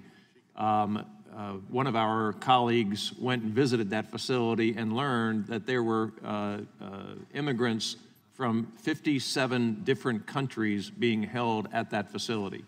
Now, that doesn't mean that there would be 57 different languages, but there were certainly a number of languages, probably over 30 languages spoken. Those individuals being held, there was no one country that was represented by more than 12% of that population. So the idea that these facilities hold people that speak only a few languages is just not accurate. Exactly. I appreciate the gentleman, and I think that's also the other thing, and I know it's been discussed on, and some conversation on how we can make that available. I think this just goes to show there is some more work to be done on this. This is not as simple as answer as having it there, because you have some remote facilities that may not have internet access or anything else to provide that extra access as we go forward. Again, do not question the desire of the gentlelady. I think the problem here is implementation, and that is something that we should always discuss when we're dealing with amendments or bills like this, is implementation. And there's a big enough problem with this bill overall that has not been discussed. So I appreciate the gentleman's concern in that. And with that, I do yield back. Gentleman yields back. I would ask the gentlelady whether, by unanimous consent, she would take a friendly amendment after the word posted, say, or otherwise made available. I would be happy to accept the gentlelady's friendly amendment. And the ranking member said he does not object to the languages either, although he may still have an issue with the amendment. I thank you. Madam Chair. So we, unless there's objection, are you reserving the right to object? No. Yes, I'll reserve the right to object. Thank you. I have a question, if I may. Correct. The part of the problem is, if you look at indigenous languages, whether it's in Mexico or the Northern Triangle, or even as we see folks coming from Africa or other nations, there's a significant number of those languages that you can't. That's why you they're made not. it from the amendment. They're not written languages. Correct. Whether it may be a Point of order, hybridization of No, he has Creole. reserved the right to object. This is in order. Okay. And so they may be Creole or something. So when you put that language into this, my question is, how do you ensure that's still workable? Is my question. If the gentleman would yield. Absolutely. The intent would be, you're right, some languages are not written, but through the miracle of technology, virtually every language can be translated. And so you might have the capacity, the amendment is intended to allow a verbal translation, for example, to be a Google Translator to the individual that would not necessarily have to be a written language or posting. Yeah, reclaim? Reclaiming? Yes, thank you. I understand that for many languages that's the case, but not for all languages. Look, I've been in some odd circumstances myself where I've been actually in Mexico. This happened to me once, where the common language between me and who I was talking to was Japanese, and so we spoke Japanese. The point I'm trying to make is I'm not sure how this gets implemented, and that should be a concern to us, and because not all languages actually have even Babbel, Google Translate, or something like that available to them. So I'm just raising that point, and it's not that I object, because I think it makes it better. So I will withdraw an objection, because I think that actually makes the amendment better. I just don't know how you make the underlying amendment work. So the point of order is withdrawn. The amendment to the amendment is unanimously adopted, and we will go on to the discussion of the amendment itself. The gentleman from Arizona had previously asked to be heard to strike the last word. I move to strike the last word. And I speak in favor of the amendments offered by Congresswoman Jackson Lee and in favor of the underlying bill, H.R. 3239, Humanitarian Standards for Individuals in Customs and Border Protection Custody Act. I want to thank our friend, Congresswoman Escobar, for her leadership in organizing a great delegation of members that attended El Paso on July 1st and 2nd to tour the El Paso and Clinton Border Patrol facilities. And earlier this year, I had the opportunity to visit the Border Patrol station in Nogales, Arizona, where people were also being detained. I'll continue to reflect on these experiences while I do my job here in Congress. As Americans, we uphold certain values: equality, justice, and respect for the rule of law, freedom of speech, and I can tell you that those American values were not present in the facilities that I visited. Those facilities, regardless of whether they were for short-term or long-term, should have standards that reflect these values and always keep the well-being of the individual in mind. That is why I am proud to be an original co-sponsor of 3239. This bill proposes what individuals in detention should be receiving. They should be receiving health screenings upon arriving at a CBP facility. They should receive those screenings promptly. They should be provided with interpretation services during their screenings if they need them. They should have basics while in the detention, including clean drinking water, a working toilet, hand washing station, private and secure shower, soap, toothbrush, toothpaste, and feminine products. This is not an outrageous request. In fact, what is outrageous is that the CPB created its own minimum standards for how to treat people in detention, and even CBP has not been following their own standards as reported by DHS Officer of Inspector General just last month. This is exactly why we need this legislation today to become law. I'm committed to doing my part as a member of Congress from Arizona, a state that currently has several CBP and OR facilities, to ensure that DHS is responsible and accountable for how all individuals are treated while in the custody of the United States government. Our immigration policy simply can't be one designed to inflict as much pain on migrants as possible. That's unacceptable, it's un-American, it won't happen on our watch. I yield back.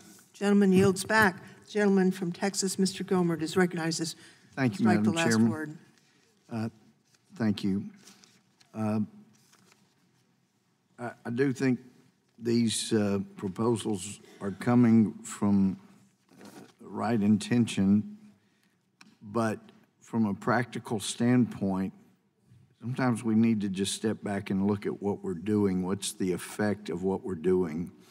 In the $4.6 billion package that was passed out of the House, none of it was for enforcement. None of it was for detention beds. None of it was for any of the things that are now being added on or proposed to be added on to the Border Patrol. These guys took an oath. They're supposed to enforce our laws, and yet they're not only running into people from Capitol Hill urging lawbreakers to resist the people that we pay to enforce the law, but also without giving any more money. When they're short of money, they don't have the personnel. The cages that were built by the Obama administration have not been expanded to where are improved as we might hope. They're not being given the money to do their jobs, and yet we still, it's a wonder they hadn't all had nervous breakdowns. We keep adding requirements onto them when they don't have the money to do what they're already doing. And I know there's some people out there saying, we keep adding requirements without the money to do it. There are forces at work trying to break the system. I know there are people here that are more concerned about the individuals, but you got to look at what we're doing here. No money. They don't have enough to take care of the people that are there, and yet the encouragement that we're not going to secure our border, we're going to get to an amnesty, we're going to get to legalization, keep coming from all over the world. And, it is a problem. And especially the idea of posting or in some manner making information available in indigenous languages, that's going to cost a bunch of money figuring all this out. I mean, you got Wycliffe trying to interpret the Bible in different languages all over the world, and they can't get it all done in a timely fashion. It costs a fortune. So my concern is, we say we're concerned about the personal welfare of the individuals that are breaking our laws and being detained, and yet we keep adding requirements that will take away more money from the ability to do so. And I think everybody here on our committee has gotten used to the idea it's a good thing to have audio and videotape so that we know what's happened. So if there is a renegade law enforcement officer that is not acting appropriately, we got it right there. That is true everywhere except one place that I know of, and that's our Federal Bureau of Investigation. And as we've looked into the Mueller report, we're going to have a hearing next week with Mr. Mueller himself. I continue to be amazed that what was considered at one time the preeminent law enforcement force in the country is the only one I know of. They don't want videotapes. They don't want audio tapes. All they want is the ability not to allow anybody to have audio or video tapes, and then they will write up what we call a 302, that memorializing a conversation and answers to questions, and so that when it comes to a trial or hearing, you've got people from this great law enforcement entity, the FBI, and an accused criminal. So my friend's amendment here brings back to mind, I hope that we could work across the aisle easily and push for video and audio recordings so we know what defendants and potential accused have said, and we're not forced to take just the word of an FBI agent. But that's the reason they hadn't gotten rid of 302s. They get to be the ultimate source on what somebody said. And so I appreciate very much the effort to memorialize these things, and I hope we'll expand it to the FBI after this. Thank you. I yield back. Gentleman's time has expired. The gentlelady from California, Ms. Bass, is recognized to strike the last word. Thank you, Madam Chair, and I do strike the last word. And let me first and foremost say that I support the Jackson-Lee amendments. In 2018, there were 9 migrant deaths that occurred during encountering Customs and Border Patrol, including 7-year-old Jacqueline, who died of dehydration and shock, and 8-year-old Felipe, who died from the flu while in CBP custody. In the first half of 2019, there were 10 deaths, including a 2-year-old who died from pneumonia and 16-year-old Carlos, who died from the flu. H.R. 3239 raises the bar on humanitarian standards at our southern border. As I have mentioned in previous hearings, I have been to refugee camps in South Sudan, in Uganda, and parents and family members are never separated from their children. But unfortunately, we don't have to look beyond our own front door to know what's the right thing to do. You wouldn't stand for poor treatment of your children, grandchildren, or family members. Your children and grandchildren need your loving arms to protect them from harm, to look out for their health, and to ensure they have what they need to grow into happy, healthy adults. Your children need you. Migrant children need their parents and family members too. Migrant children need to feel the familial heartbeat, smells, and voices that assure them that they are going to be okay.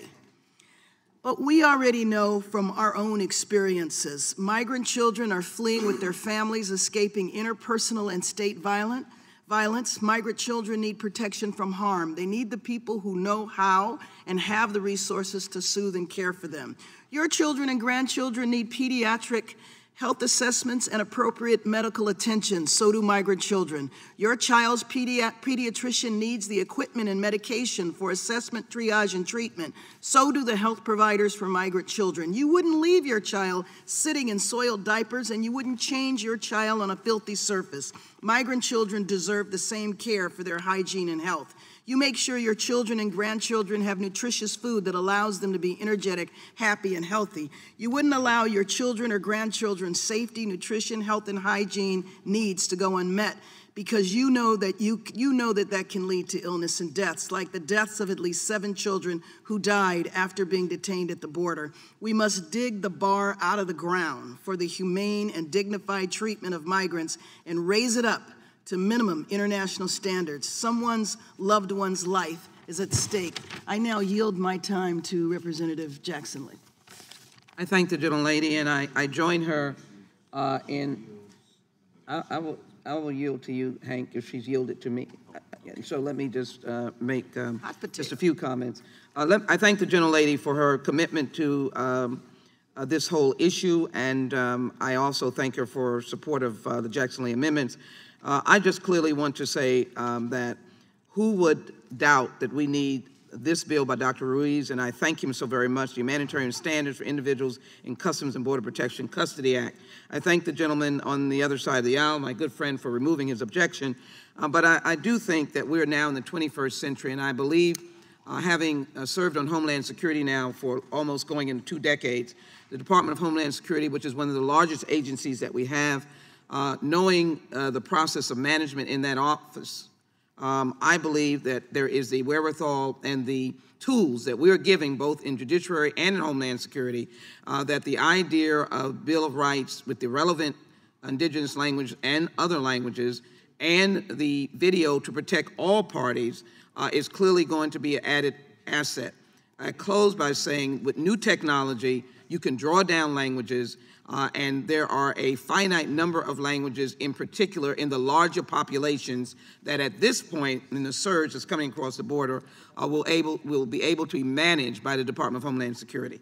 So I ask my colleagues to support the Jackson-Lee amendment. I yield to the gentleman from Georgia. Thank you. I thank the gentlelady for yielding. I rise in support of the Jackson-Lee amendment, the Detainee Bill of Rights.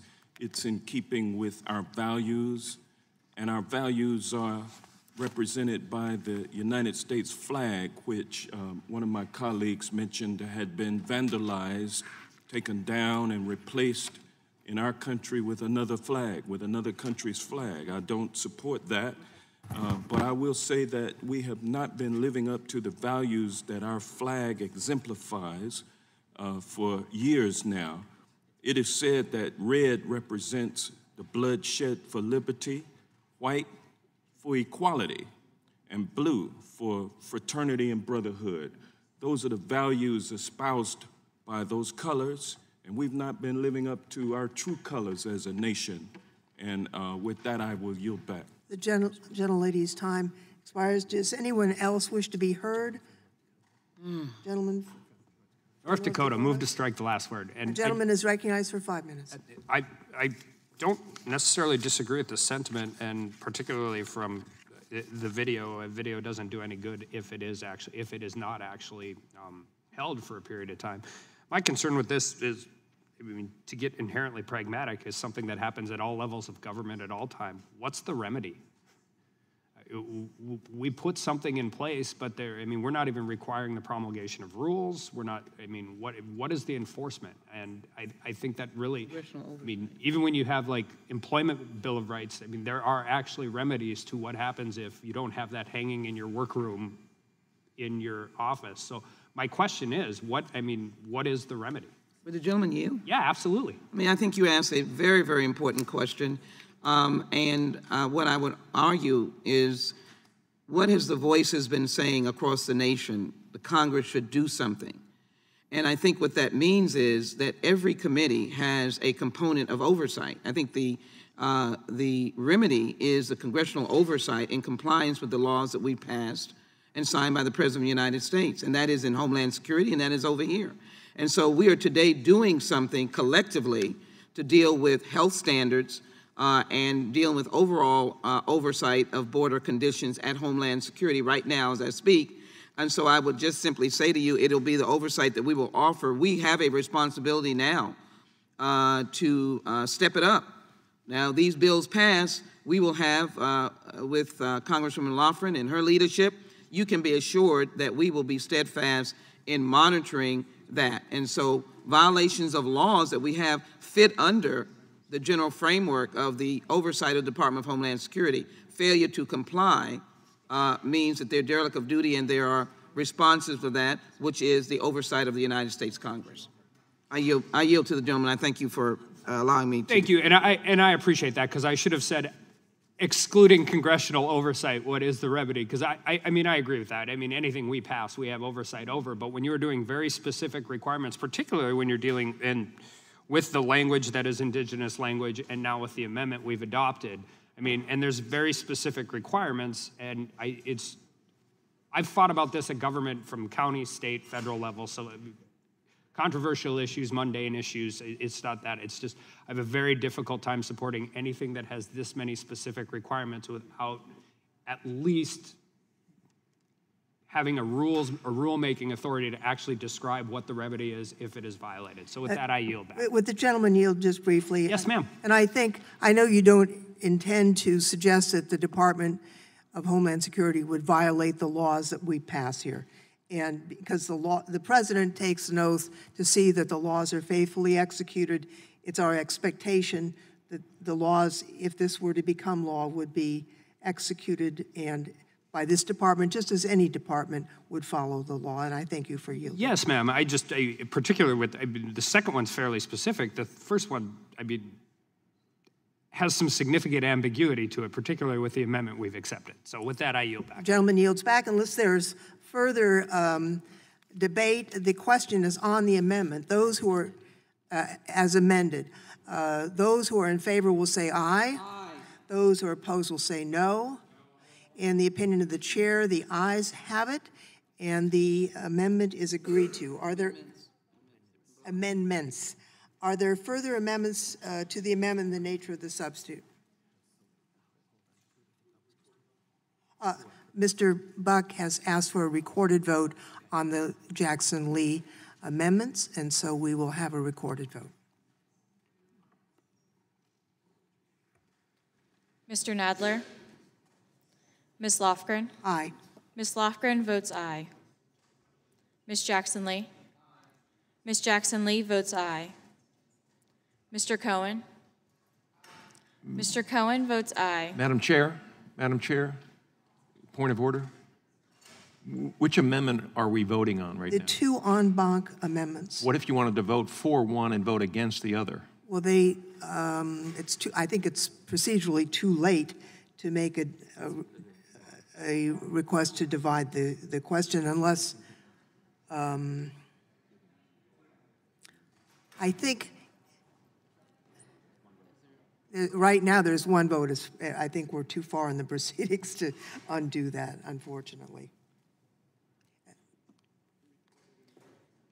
We could note in the record when you vote how your view, and we'll try and have that in the record.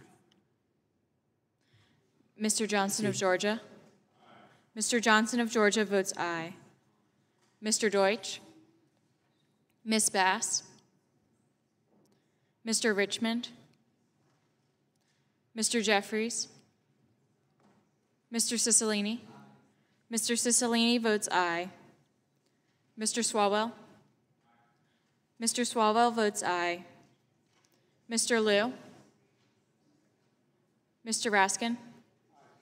Mr. Raskin votes aye. Ms. Jayapal? Ms. Jayapal votes aye. Ms. Stemmings? Mr. Correa? Mr. Correa votes aye. Ms. Scanlon? Ms. Scanlon votes aye. Ms. Garcia? Aye. Ms. Garcia votes aye. Mr. Neguse? Aye. Mr. Neguse votes aye. Ms. McBath? Ms. McBath votes aye. Mr. Stanton? Aye. Mr. Stanton votes aye. Ms. Dean? Ms. Dean votes aye. Ms. Mucarsel-Powell? Ms. Mucarsel-Powell votes aye. Ms. Escobar? Aye. Ms. Escobar votes aye. Mr. Collins? Mr. Sensenbrenner? Mr. Shabbat? Mr. Gomert? Mr. Gomert votes no. Mr. Jordan? Mr. Buck? Mr. Buck votes no. Mr. Ratcliffe? Ms. Roby? Ms. Roby votes no. Mr. Gates? Mr. Gates votes no. Mr. Johnson of Louisiana? Mr. Johnson of Louisiana votes no. Mr. Biggs? Mr. Biggs votes no. Mr. McClintock? Mr. McClintock votes no. Ms. Leskow? Mr. Reschenthaler? Mr. Reschenthaler votes no. Mr. Klein? Mr. Klein votes no. Mr. Armstrong? Mr. Armstrong votes no. Mr. Stubbe? Mr. Stubbe votes no. Clerk will the clerk will call the chairman's name. Mr. Nadler? Aye. Mr. Nadler votes aye. Gentleman from Georgia? Mr. Collins votes no. Gentleman from Pennsylvania? Pennsylvania.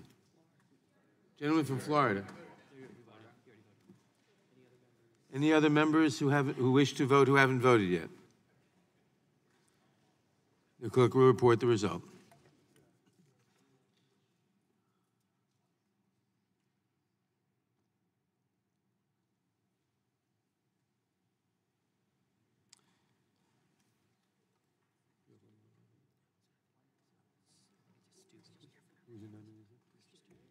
Mr. Chairman, there are 18 ayes and 12 noes. The amendment is not agreed to. Oh, the amendment is agreed to. I'm sorry. The amendment is agreed to. The amendments are agreed to. The two amendments are agreed to. Mr. Chair, I move to strike the last word. For what purpose does the gentleman from Arizona seek recognition? Colorado seek recognition? We're way above Arizona, Mr. Chairman. At least north of it. At least north of it. I move to strike the last word. Gentleman is recognized. Mr. Chairman, I appreciate that. I just wanted to explain my vote. I agree with the gentlelady's amendment on the video monitoring equipment. I disagree with the gentlelady's amendment on the posting of the Bill of Rights including indigenous languages, because I think it would be unworkable. And so I voted no because I had to vote no on that second amendment involving the Bill of Rights. And I just wanted to clarify that. I appreciate the chair giving me that opportunity. And I yield back. Gentleman yields back. Mr. Chairman. Is a gentleman from Louisiana, strike last Louisiana word. seek recognition? I want to echo the comments of Mr. Bach. I agree that the video proposal was a good one, but the posting of the languages is unworkable to me, so I voted no for the same reason. I yield back. Gentleman yields back. For what purpose does a gentleman from Arizona seek recognition? Thank you, Mr. Chairman. I also just want to say I was hoping that those would have been divided. I probably should have been. I probably was asleep at the wheel. I should have made the motion, and so I apologize for that. But I do agree with the proposal regarding the video retention of video records. I think that's very important. I do think the other, as I mentioned in my earlier statement, I think that's really unworkable, and so I would have voted yes on the video and no on the other, but I yield back.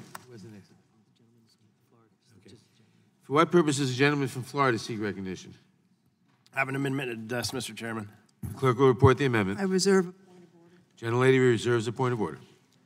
Amendment to the amendment in the nature of a substitute to H.R. 3239, offered by Mr. Stubbe of Florida.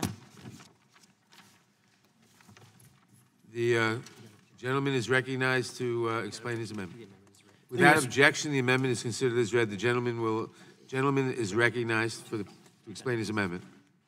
Thank you, Mr. Chairman. This amendment is simple. First, it states that when the DHS Secretary makes a required report on plans for implementation under H.R. 3239, the Secretary also report the costs of implementation. And second, it delays the 6-month implementation requirement if Congress doesn't actually appropriate sufficient funds to carry out the requirements of this expensive bill. The requirements that H.R. 3239 would impose on CBP facilities are immensely burdensome and would create an unfunded mandate. Clearly, CBP was not consulted as to the feasibility or time frame for implementing this bill. That is clear because the bill itself requires DHS to report to Congress after 60 days the, quote, challenges of implementing its requirements. This is no way to legislate. We should worry about the feasibility now, not after we pass something that simply won't work. That is why this amendment would delay implementation unless Congress actually appropriates sufficient funds for CBP to meet the requirements of this bill. Under H.R. 3239, CBP will have to obtain, through hiring or contracting, numerous additional medical professionals and make updates to facilities to accommodate those professionals in their required activities. And it's not simply licensed medical professionals necessary to conduct comprehensive initial medical screenings. This bill directs CBP to have on-site, to the extent practical, at all CBP facilities where individuals are brought after apprehension, quote, licensed emergency care professionals, specialty physicians, including physicians specializing in pediatrics, family medicine, obstetrics, and gynecology, geriatric medicine, internal medicine, and infectious diseases, nurse practitioners, other nurses, physician's assistants, licensed social workers, mental health professionals, public health professionals, dietitians, interpreters, and chaperones. Let me just draw a parallel for you for a second. I represent a district that has a number of different VA facilities in them. At none of the VA facilities in my district are there any specialty physicians. So we're actually going to provide in this bill better health care to illegal immigrants breaking our laws than veterans who have served our country and are over 30% service-connected disabled who swore an oath to support and defend our Constitution. Let me let that sink in for you for a second. If somebody in my district goes to a VA medical facility, they have to get a referral to another facility for a specialty physicians because they're not at all the clinics. They have to go to a hospital for that. And that could take anywhere between 60 and 90 days based on the Mission Act that passed Congress last Congress. The time requirements in this bill for these specialty physicians is 12 hours after detainee's arrival at a CBP facility, but not later than 6 hours after detainee's arrival if it's a high priority individual. Furthermore, if they have psychiatric issues, on page 6 of the bill, that is required as well within those timeframes. Veterans are having to wait 60 to 90 days to get the type of treatment that they deserve. We have 35 veterans just last year that committed suicide in a veteran-approved licensed facility. We have 21 veterans a day that are committing suicide because they have to wait 60 to 90 days to get treatment. And so we're gonna allow legal immigrants only 6 hours to 12 hours to get specialty physicians. The requirements of H.R. 3239 applies across all CBP facilities, not just Border Patrol stations. CBP would have to implement the requirements at ports of entry, including ports on the land borders, but also seaports, airports, checkpoints, and forward operating bases operating in remote areas. CBP would also have to retrofit or build out new buildings at many facilities in order to meet the extensive requirements of this bill. Clearly, the cost of implementation will be extremely high, yet H.R. 3239 does not even authorize additional funds. How is the DHS to implement H.R. 3239 within 6 months? It's simply unrealistic. Therefore, I propose this amendment to ensure that DHS is only required to implement this bill within 6 months, provided that Congress has funded its implementation.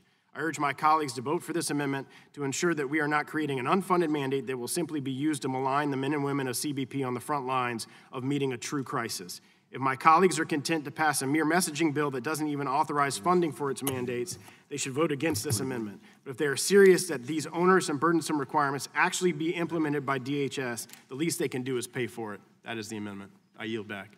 Gentleman yields back. The gentlelady does not insist on a point of order. I recognize myself in opposition to the amendment.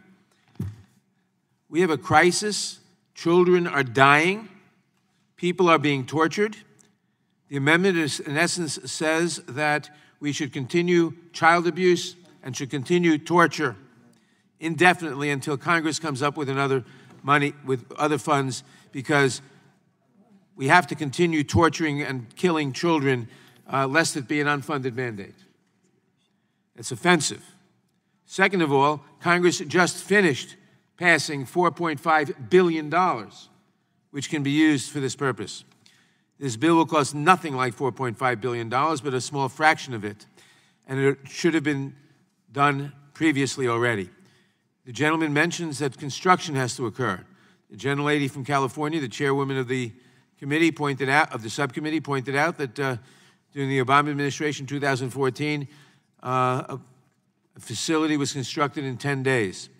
If we want to stop torturing the children and the adults, we can do so. The funds have already been appropriated. We ought to do so. And the fact the gentleman alleges that veterans are getting poor medical care, well, then we ought to change that. If veterans are not getting proper medical care, we ought to give them proper medical care. But it is not a license to torture children and other people at the border. Second of all, the gentleman says that these people are illegal aliens. Some of them are.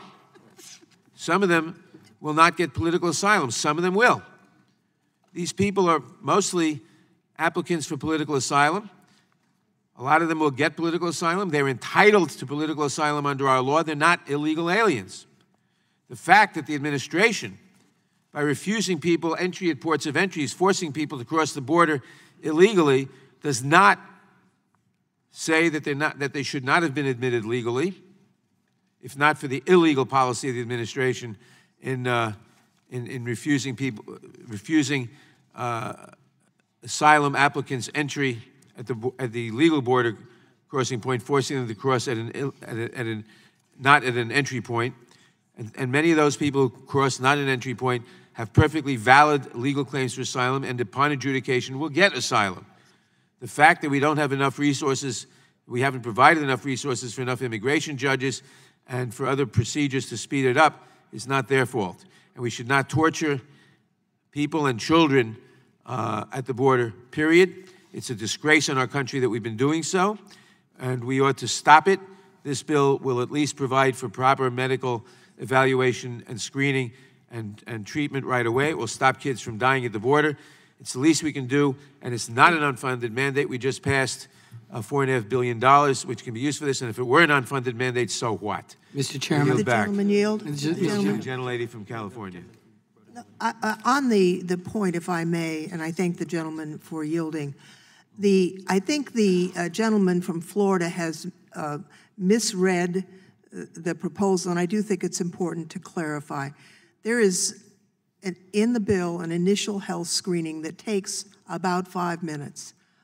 If in that screening there is an indication of a problem that requires follow-up care, the care should be followed up, but you don't have to hire these people. It can be a video assessment. It could be a telephone call. If somebody's had a heart attack, you don't have to have a cardiologist in every Border Patrol station. You call the hospital to get the care. So that's it's not in the bill that you have to hire all these people. You have to have the ability for follow-on care in the community, and it would be unreasonable to expect all of these specialty care physicians to be in every Border Patrol station. That's impossible, and it's not in the bill. And I thought it would be important to clarify that, and I thank the chairman for yielding. I yield to the gentleman from Rhode Island. Thank you, Mr. Chairman. I associate myself with your remarks, but I want to make one point. I take Mr. Stubbiet's word that he is intended for a good purpose, but this is a really problematic amendment because you essentially would have Congress pass laws and then have an agency decide whether they determine sufficient funds have been appropriated. That just can't be. We're responsible. If we don't appropriate enough money, we're responsible for that. But how would an agency, who would decide what is, quote, sufficient funds to carry out the requirements? You would have bureaucrats within the agency saying, we don't think you've given us enough. That's not on them, that's on us. And so we have the responsibility of passing laws, which this legislation does, and then we ought to work together to make sure we continue to appropriate money. But it would be a very dangerous practice if we let agencies of the executive branch decide on their own whether or not they've concluded they've gotten enough money to follow the law. That turns our democracy on its head. I know you don't intend that, but I urge folks to consider that and vote against the amendment. Thank you. My time has expired. Does anyone else seek recognition on this amendment? The gentlelady, for what purpose? The gentlelady from Texas. Move to strike the last word. Mr. Chairman, I too am opposed to this amendment, and certainly you have outlined the reasons that this bill is necessary because this is a humanitarian crisis at the border. We know that the systematic human rights abuses are occurring. We know that adults and children both are being kept in overcrowded facilities, are hungry, neglected, and most importantly, some of them are being exposed to some environmental issues that would create even more health hazards. However, I don't think, I cannot agree with him that this isn't a funded mandate. Just as you pointed out, there's been ample supplementals already appropriated to address many of these issues, but it's the policies and the choices that are being made by this administration in implementing that are making these issues even worse. And to his remarks about veterans, I totally agree with him. We should be doing more for veterans, particularly in healthcare, particularly in VA hospitals everywhere, including in Houston. But I think what's even more horrifying is that veterans are being deported. I think that's a real issue. So for me, I am against this amendment. I am for this bill. I'm a co-sponsor, and I think that our American values, our conscience, our Constitution, our humanity demands that we pass this bill and oppose this amendment. Would the gentlelady yield? Yes, I would. Thank you. I thank my colleague, Representative Garcia, for reminding us of what's important to think about as we reject this amendment. There's something else that I would like for us to think about in evaluating this amendment. It's not just children and families in our custody who are getting sick, but we have Border Patrol agents who are also getting sick. And they're getting sick because we have not improved the standards for these facilities. And so I just spoke with some folks representing the Border Patrol. We had this very conversation. I've spoken with agents throughout my district in the El Paso sector who are worried about the conditions in their stations. This is absolutely about migrants in our care. It is also absolutely about Border Patrol agents employed by our government. And so I would urge my colleagues to reject this amendment. And I would like to make just one last point. Family separation has come with a terrible financial cost as well as a terrible moral cost. I don't remember anybody who supported family separation asking for a cost estimate before it was implemented. The Migrant Protection Protocol program, not just a moral cost, there's a financial cost. These are policies implemented by an administration that wants to deter migrants, and that is costing our government money. And I would like to see the same kind of emphasis placed on accountability over those terrible policies The same kind of emphasis on that I see being placed on trying to create standards that provide better health care and an environment for agents and migrants. I yield back. The gentlelady yields back. Does anyone else seek recognition on this amendment? The gentleman from North Dakota. For what purpose do you seek recognition? I seek recognition to yield time to my colleague from Florida. Move to strike the last word. Move to strike the last word. Gentleman's recognized. Yield to Mr. Stubbe. I thank the gentleman for yielding. I just want to respond to the contention that I didn't read the bill correctly. If you look at page 8, and I'll just read line 22 through 24, all of those listed physicians that I elicited in my remarks shall be located on site to the extent practicable, or if not practicable, shall be available on call. Now, I've only been a lawyer for 15 years, but shall means shall. And on-call, to me, means on-call in the sense that they have to be there within a certain period of time, those timeframes that are provided for in the bill previously. Those are such as, starting at line 15, licensed emergency care professionals, specialty physicians, including physicians that specialize in pediatrics, family medicine, obstetrics, gynecology, geriatric medicine, internal medicine, and infectious disease, nurse practitioners, other nurses, physician's assistants, licensed social workers, mental health professionals, public health professionals, dietitians, interpreters, and chaperones shall be located on site to the extent practicable, or, if not practicable, shall be available on call. I wish that any of the veteran clinics that I have in my district had any of these people either located on site or on call. In my district, you have to drive about 2.5 to 4 hours to Bay Pines to get any of these listed physician specialties. Because none of them are available to any of the veterans in my district. So we are going to treat illegal immigrants who come to our country with better health care than is available in my district in 9 counties in the state of Florida to veterans who have served our country, who have raised their right hand and sworn oath to our Constitution, who have served in combat, who are more than 30% service-connected disabled, and have the ability to get VA care. The gentleman yield? No, I will not yield. I have 3 minutes. Clarification? He's not yielding. For edification? This is my time, and I am speaking.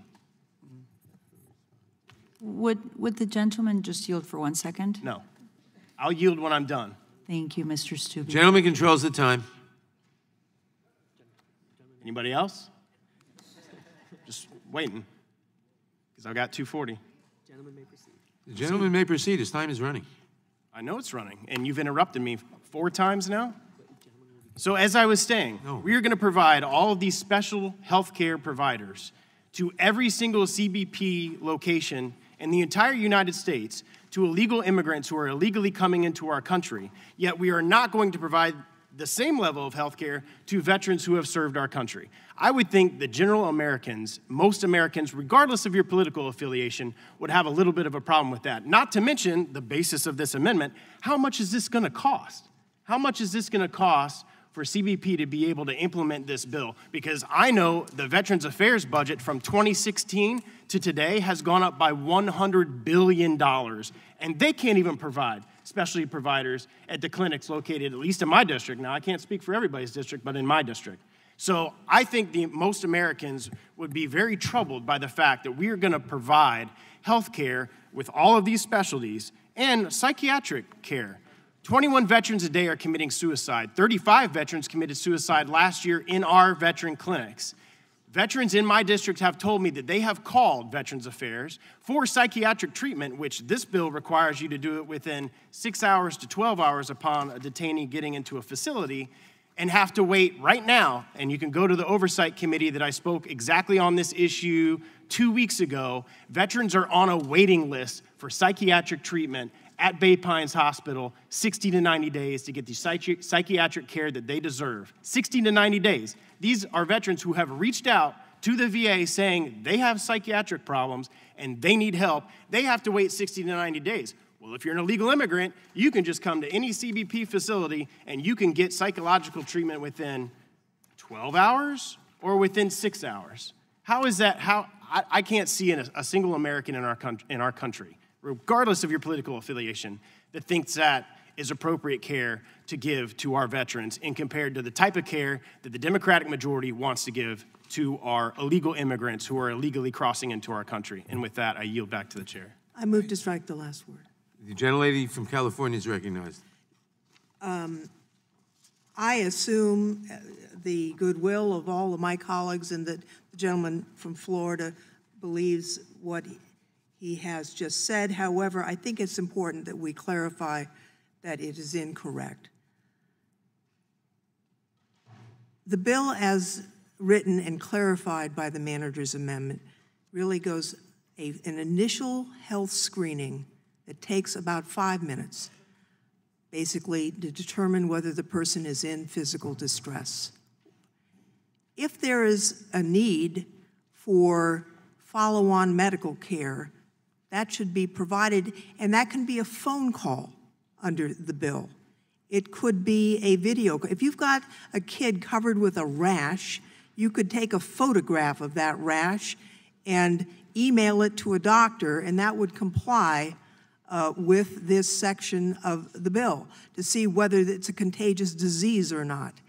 If you're having a heart attack, you don't have to have a heart doctor at every station. You have to have the ability to call a hospital to find out what to do or to call an ambulance.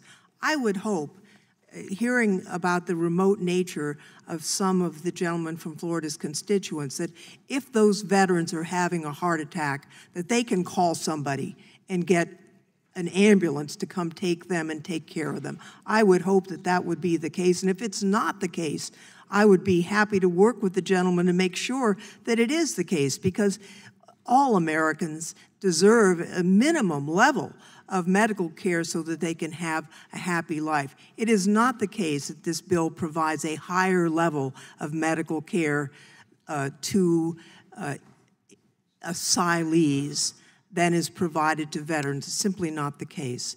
And I want to make sure that that message does not go out. We have had 7 children die in our custody in the last few years. That's really an appalling number. In the last 10 years, we didn't have any children die in our custody. We need to do a better job of making sure that more children don't die in our custody. And I know that all of us agree on that. We don't want babies to die in a cell because they've been neglected. That has happened. And so, it doesn't mean that we have a pediatrician in every CBP office, but if you've got an infant that's in distress, you have to have the capacity to call and get some attention for that child. And that is not happening right now. That's not happening. So we really actually shouldn't even have to do this bill. A lot of this is common sense, but the Border Patrol agents have been overwhelmed by the numbers, and I think that overwhelming has been a mandate. I don't blame the CBP officers. I think they're, for the most part, good people and trying to do their best. It's a management decision that has caused this problem, where we've piled people up on these Border Patrol stations while there's space in the ICE detention facilities, there's space in the ORR facilities, and the department declined to do what was obvious and has been done in the past, to create excess capacity, which you can do in under 2 weeks. So, we need to intervene as a Congress on this situation, because we don't want the deaths of these children on our hands. None of us do, whether we agree or disagree on overall issues of asylum law or the like. 100% of us don't want children to die in CBP custody. So I think it's important that we clarify this. This is not a requirement for fully staffed clinics at CBP offices. It is a requirement that you make a phone call if somebody's in distress, that if somebody's having a heart attack, you call an ambulance, that you do some initial screening to find out whether people are in trouble or not. And we have had reports and members who've personally seen newborns in these cells, which is the last place in the world a brand new baby ought to be. So I recognize the concern the gentleman has expressed about veterans. I'm not on the Veterans Affairs Committee, obviously, but I would hope if the situation is as dire for the vets in his district that we could work together across the aisle to improve that situation. This bill has nothing to do with that, and I yield back. I have a point of order. The point of order would be, sir? You just took care of it. I was asking whether the chair had been abandoned, but I assume that it has not now, so thank you. And the time has expired. Does any other member wish to be heard? Thank you, Madam Chair. I'd like to yield the remainder of my time to my colleague, Mr. Biggs. Mr. Biggs is recognized. Thank you, Madam Chair. I just want to make a couple comments about the amendment that we're dealing with today. When I look at the language and I read this, and we talk about we're talking about people, the location to which detainees are first transported after an initial encounter with an agent or officer of CBP. Now, I want you to understand what this may mean. That some of these territories are vast. I mean, literally, you have the Sassabee Station comes to my mind, the Antelope Well Station in Arizona. These are ports of entry that are, any other person would say, these are just really so far removed and remote. And so and it says that they're going to provide the initial medical intake. That seems to be fine. I don't think anybody has any problem with that. But the onerous part comes here when it says appropriate transportation to medical facilities in the case of a medical emergency. On page 8, this is of the ANS.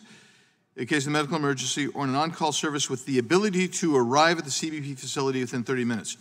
That's necessary. You have to have the ability to arrive within 30 minutes. So I appreciate what the chairwoman said when she said that you can have some video conferencing and whatnot, but this requires the ability to arrive at the CBP facility within 30 minutes. Now, the reason that this is important is because in the gentleman's amendment, he referenced page 8, and his concern there. If you look in lines 22 through 24, it says, these people shall be located on site to the extent practicable. And I think all of us would say there's really no way that that it's practicable for all these people to be there. Or if not practicable, shall be available on call. Well, we've just defined what on call is on lines 5 through 8 of page 8. And that's really to be able to arrive in 30 minutes. That makes this aspect of this virtually unworkable, at least in the great Southwest of Arizona, where some of these facilities that individuals first encounter are really, really remote. You have to realize it might take for backup, you will have a single CBP agent out there, and there's no radio communication for that individual to make to someone else. If they need backup, it might take 2.5, 3 hours to get backup. And they're going to put somebody in a facility, and this bill would say, you better have the capacity to get somebody there on call within 30 minutes. We haven't defined on call to mean some kind of video circumstance, and that's the problem I see with this. I think that the gentleman's amendment is well taken, and with that, I'm going to yield back to Mr. Reschenthaler his time, so I'll yield back to Mr. Reschenthaler. Would the gentleman yield? I yield. Just for clarification purposes, on line 8, in the case of a medical emergency, and a heart attack in a remote area, and this would be at a forward station, which you're describing, and that are in remote areas, there are air ambulances that will come not only for someone having a heart attack at a forward station, I would hope, whether it's a Border Patrol agent, whether it's a detainee, or whether it's a farmer next door, if you're having a heart attack, we're going to want to get an air ambulance in there. That's distinct from further down the page, which is not limited to medical emergencies, shall be available on call. And on call can be a telephone call, it could be a visit. The two are not linked. Ma'am, I'd like to yield more And I time. yield back to the gentleman. Thank you, Mr. Reschenthaler. I'll say this.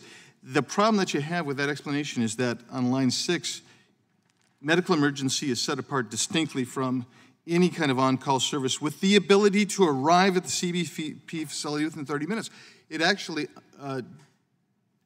defeats the very thing you just talked about. So, having taken helicopters from one facility to another, I can tell you there are facilities in Arizona that you cannot get there with a helicopter to air evac somebody in less than 45 minutes to an hour, sometimes 2 hours, and get them to a facility. That's a problem that you have here because you, on line 6 through 8, after the word or, you've really defined what on-call means, and that means to be within, be able to get there in 30 minutes. That's the problem that I see with this bill, and I thank the gentleman for yielding. And the gentleman's time has expired. Unless there are further discussion, the question will come on the amendment. All those in favor of the amendment will signify by saying aye. And all those opposed will say no. No. In the opinion of the chair, the noes prevailed. I ask for a roll call vote. A roll call will be called by the clerk. Mr. Nadler? Ms. Lofgren? No. Ms. Lofgren votes no. Ms. Jackson-Lee? No. Ms. Jackson-Lee votes no. Mr. Cohen? Mr. Johnson of Georgia? No. Mr. Johnson of Georgia votes no. Mr. Deutsch? Mr. Deutsch votes no. Ms. Bass? Mr. Richmond? Mr. Jeffries? Mr. Cicilline? Mr. Swalwell? Mr. Swalwell votes no. Mr. Liu? Mr. Raskin? Mr. Raskin votes no. Ms. Jayapal? Ms. Jayapal votes no. Ms. Demings? Mr. Correa? Ms. Scanlon? Ms. Scanlon votes no. Ms. Garcia? No. Ms. Garcia votes no. Mr. Neguse? Mr. Neguse votes no. Ms. McBath? Ms. McBath votes no. Mr. Stanton? No. Mr. Stanton votes no. Ms. Dean? No. Ms. Dean votes no. Ms. Mucarsel-Powell? No. Ms. Mucarsel-Powell votes no. Ms. Escobar? No. Ms. Escobar votes no. Mr. Collins? Mr. Collins votes aye. Mr. Sensenbrenner? Mr. Shabbat? Mr. Gomer? Mr. Jordan? Mr. Buck? Mr. Buck votes no. Mr. Buck votes yes. Mr. Ratcliffe? Ms. Roby? Ms. Roby votes aye. Mr. Gates? Mr. Gates votes aye. Mr. Johnson of Louisiana? Mr. Biggs? Mr. Biggs votes aye. Mr. McClintock? Ms. Lesko? Mr. Reschenthaler? Mr. Reschenthaler votes aye. Mr. Klein? Mr. Klein votes aye. Mr. Armstrong? Mr. Stubbe? Mr. Stubbe votes yes. Are there other members? Mr. Jordan? Mr. Jordan votes yes. Mr. Cohen? Mr. Cohen votes no. Mr. Correa?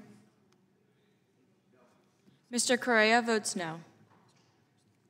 Are there other members who wish to vote or to change their votes? If not, then the clerk will report.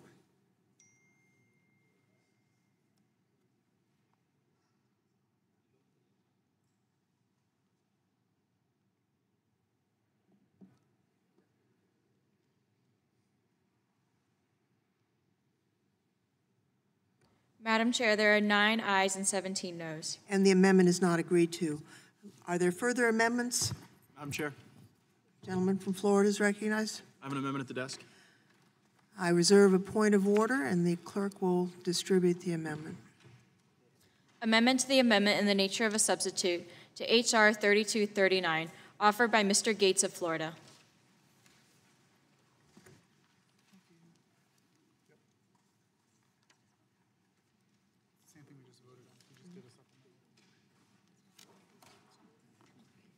The gentleman is recognized for 5 minutes in support of his amendment. Thank you, Madam Chair. And I am so encouraged that earlier in this hearing, Chairman Nadler, on behalf of all members on the committee, indicated that you stand with the proposition of a maintained CBP entity within our government, and that you stand against the position of the squad, which has been repeatedly identified as seeking to abolish the Department of Homeland Security, CBP, and ICE. So thank you so much for standing with the good people of CBP, that they need to be able to continue to exist and do their important work. Thank you for speaking out against the squad, and I truly appreciate the chairman, in response to my prior amendment, indicating that every member of the Judiciary Committee on the majority side would oppose the abolition of CBP, and that is merely the view of the squad.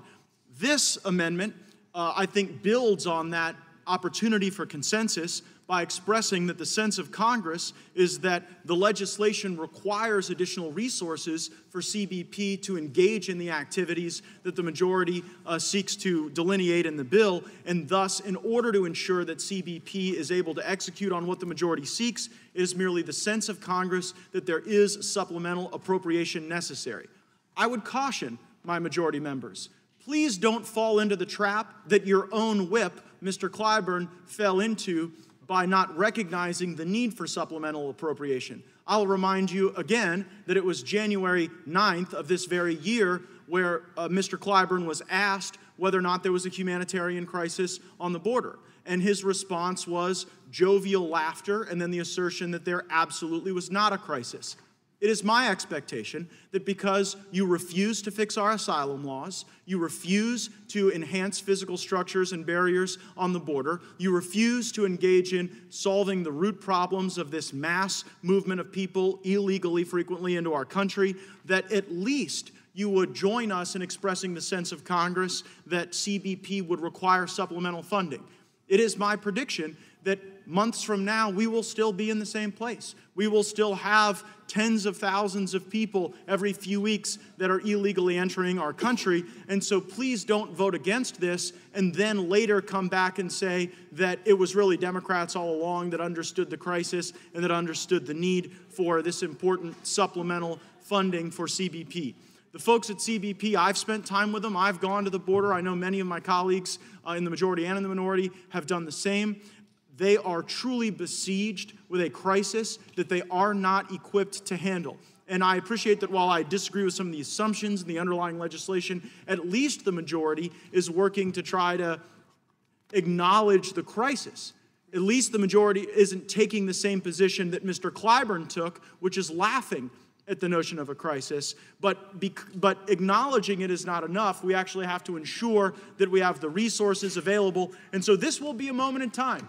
Did you agree that we need to continue to fund CBP, or is there going to be regression from the standard that the chairman expressed earlier, and are you going to regress more to the positions of the squad in demonizing the great people who work at Homeland Security, ICE, and Border Patrol? Join us, stand with them, and recognize the need for additional funding to deal with this crisis, or face the extreme high likelihood that you will have to be fed back your own words and your own actions yet again in this committee, as my good friend, my colleague from the gentleman from Georgia, Mr. Johnson, said were psychological operations at our last committee hearing, because we simply wanted to refresh the words of the majority's own leadership to them. I hope you'll join me in the amendment. Will the gentleman yield? I will. I don't underestimate the gentleman's passion for his commitment, as we all have on this side of the aisle, for the right kind of care at the border and the right kind of funding. I will remind the gentleman that we just appropriated $4.6 billion. That is added on to the normal appropriations for DHS. But let me, as a friend, take issue with the fact of mention of members who are not in this room. I take issue with the laughter alleged by Whip Clyburn. I don't have I'm going to reclaim my time for my remaining few seconds. And take issue. I'm sorry, Madam. I'm sorry. I control the time. Use of the word I control the quad. time. I don't know I would what like the my word time quad restored means. because I control I yield the back to time. the gentleman. It is the gentleman's time, and he has 5 seconds restored. It was not an allegation of laughter. It was playing the gentleman's own laughter. And so, like, you guys can't laugh at our claims of a crisis, and then when you're fed back the laughter, Gentleman's time assert has that it wasn't expired. laughter. The gentleman's time has belies logic. I yield back. The gentleman's, and I recognize myself in opposition to the amendment. I hope that we can have, I mean, obviously members can say what they wish, but we did have a very robust discussion about funding and this bill in the last amendment, and hopefully we might not have to duplicate that. I would note that the sense of Congress actually provides no force of law. As the gentlelady from Texas has just pointed out, we have just allocated an additional over $4.5 billion in the supplemental appropriations. We are working right now in the Appropriations Committee on the appropriations for next fiscal year, and I'm sure that our colleagues on both sides of the aisle will do an excellent job in fomenting that appropriations bill. So unless there are further comments on this amendment, we may vote on it. Seeing none, all those in favor of the amendment will say aye. All those opposed will say no. No. In the opinion of the chair, the noes have it. Madam Chair, I request a recorded vote. And the gentleman has requested a recorded vote, and the clerk will call a recorded vote. Mr. Nadler? Ms. Lofgren? No. Ms. Lofgren votes no. Ms. Jackson-Lee? No. Ms. Jackson-Lee votes no. Mr. Cohen? Mr. Cohen votes no. Mr. Johnson of Georgia? Mr. Deutsch? Mr. Deutsch votes no. Ms. Bass? Mr. Richmond? Mr. Jeffries? Mr. Cicilline? Mr. Swalwell? Mr. Swalwell votes no. Mr. Liu? Mr. Raskin? Mr. Raskin votes no. Ms. Jayapal? Ms. Jayapal votes no. Ms. Demings? Mr. Correa? Mr. Correa votes no. Ms. Scanlon? Ms. Scanlon votes no. Ms. Garcia? No. Ms. Garcia votes no. Mr. Neguse? Mr. Neguse votes no. Ms. McBath? Ms. McBath votes no. Mr. Stanton? Mr. Stanton votes no. Ms. Dean? Ms. Dean votes no. Ms. McCarcel-Powell? Ms. McCarcel-Powell votes no. Ms. Escobar? No. Ms. Escobar votes no. Mr. Collins? Mr. Collins votes aye. Mr. Sensenbrenner? Mr. Shabbat? Mr. Gomert? Mr. Jordan? Mr. Jordan votes yes. Mr. Buck? Mr. Buck votes aye. Mr. Ratcliffe? Ms. Roby? Ms. Roby votes aye. Mr. Gates? Mr. Gates votes aye. Mr. Johnson of Louisiana? Mr. Biggs? Mr. Biggs votes aye. Mr. McClintock? Ms. Lesko? Ms. Lesko votes aye. Mr. Reschenthaler? Mr. Reschenthaler votes aye. Mr. Klein? Mr. Klein votes aye. Mr. Armstrong? Mr. Stubbe? Mr. Nadler? Mr. How are we voting on this? No. Mr. Nadler votes no. Anyone else? Are there any other members who wish to be recorded or haven't been recorded? Has Mr. Neguse been recorded? The clerk will announce the result.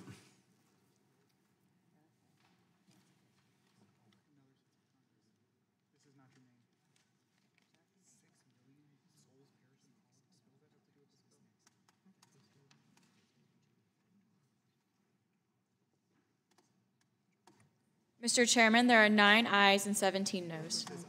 The amendment is not agreed to. Are there any further amendments on the amendment in the nature of a substitute? Mr. Chairman, For what purpose does the gentleman from Florida seek recognition? I have an amendment at the desk. I reserve a point of order. The clerk will report the amendment. Amendment to the amendment in the nature of a substitute to H.R. 3239, offered by Mr. Gates of Florida.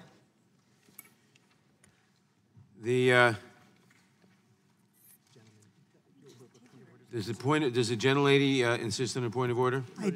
No, wait a minute. The gentleman will explain. Was recognized to explain his amendment. Mr. Chairman, I'd like the amendment read. We've already had unanimous consent not to read the amendment. I don't recall that unanimous consent. Without objection. I object. Clerk will read the amendment. Amendment to the amendment in the nature of a substitute to H.R. 3239, offered by Mr. Gates of Florida. On page 1, after line 6, add the following. Section 15, Sense of Congress. On page 17, after line 9, add the following. Section 15, Sense of Congress.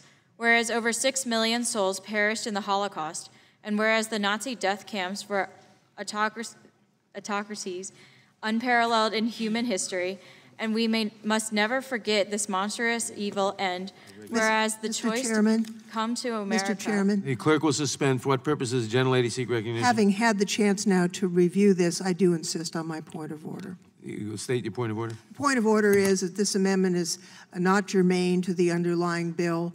It relates to ICE detention facilities as well as foreign policy and historical items that are unrelated to the underlying bill and is beyond the scope of the bill. The gentleman is recognized to be heard on the point of order only. Yes, thank you, Mr. Chairman. To the point, the underlying legislation speaks to the operations and activities of the Custom and Border Patrol, and it would seem entirely germane to express the sense of Congress that the people that would be carrying out the humanitarian assistance and would be transferring vulnerable people into the care of medical professionals are not associated with Nazis or concentration camps or death camps. That would seem inherent in the review and the reflections of the Congress on the underlying bill, and it would seem inappropriate to move legislation forward on the utility of the Custom and Border Patrol and their operations in the absence of expressing our clear viewpoint that they are not running concentration camps, that there is no valid comparison to the tropes of Nazi Germany. And to speak further to the point, I would yield to my colleague from Arizona, Mr. Biggs. The gentleman is not permitted to yield. He was recognized only for the purpose of debating the point of order, and for only that purpose. Point of parliamentary inquiry. Has the gentleman finished? I have a parliamentary inquiry. The gentleman will state his inquiry. Mr. Chairman, would it be parliamentary appropriate to yield to another member for the purpose of speaking to the point? No, he has to get his own time. No, it is not. Very well. I yield back. Gentleman yields back. I am prepared to rule on the point. The chair is prepared to rule on the point of order. The point of order is well taken. This amendment is way out of the scope of the bill. The amendment deals with a different subject matter and purpose. The amendment deals with a different subject matter and purpose and would broaden the measure beyond the current scope. The bill deals with medical facilities and personnel availability being supplied to certain people under detention. The amendment deals with a different subject matter entirely. The amendment is therefore out of order. Point of order. For what purpose does the gentleman seek? I have a point of order. The gentleman will state his point of order. Thank you. My point of order is the motion on the germaneness issue put forward by the representative from California was premature. The point of order. Yes, I'm sorry. Yes, your point of order. Exactly.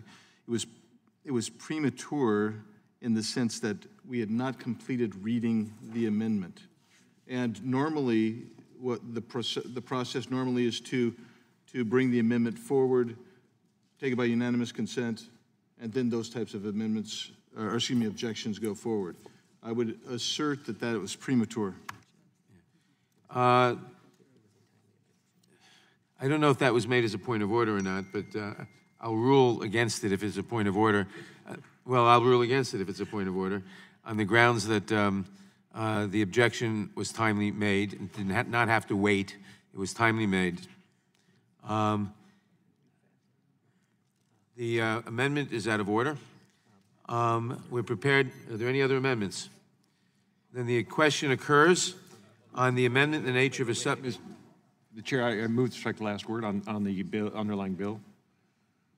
On the amendment in the nature of a substitute. On the amendment in the nature of a substitute. Gentleman gentleman is recognized. I thank the Chair, and I want the Chair to know that I approach this matter delicately, but I think it's necessary to approach the matter and to discuss this issue. Last week, the Chair referred to United States government personnel as having committed negligent homicide. This week, the Chair, in this hearing, the Chair referred to United States government personnel as having committed torture. There was a time, not too long ago, before I was in Congress, I believe the Chair was in Congress at the time, where the administration made a decision on enhanced interrogation techniques, ran that decision by the U.S. Department of Justice, got a legal opinion on it, and conducted certain interrogation techniques that some thought were torture and some thought were enhanced interrogation techniques. That was a legitimate discussion. It was not something that was thrown out frivolously. It was something that concerned the integrity of this country and our values.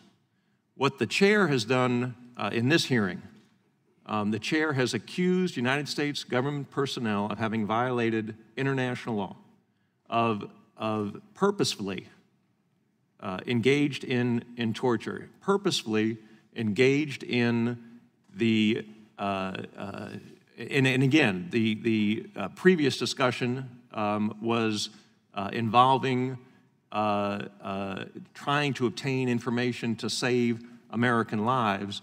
There has been no such allegation here.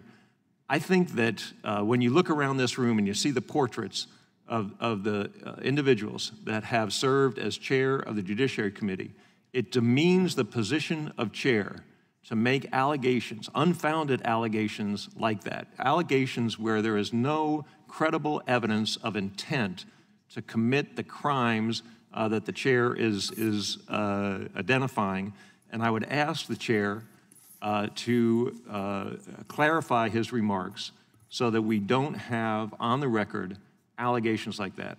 I have been in 2 or 3 hearings now with the chair of the Immigration Subcommittee. We have heard about the concerning conditions that exist because of overcrowding. We may disagree about the causes of those conditions, but we have heard about those conditions. Not once did the chair of the subcommittee, not once did she allege that there was negligent homicide. Not once did she allege that there was torture. We all agreed in the committee that we would not want to see these conditions in America, that we would not want to see migrants or anybody else held in the kinds of conditions that existed. We disagreed about some of the reasons for those conditions. But to use the word torture, to use the word negligent homicide, I think is above what the facts present to us. And as I said, I think it demeans the position of chair. And I ask the gentleman to clarify his remarks.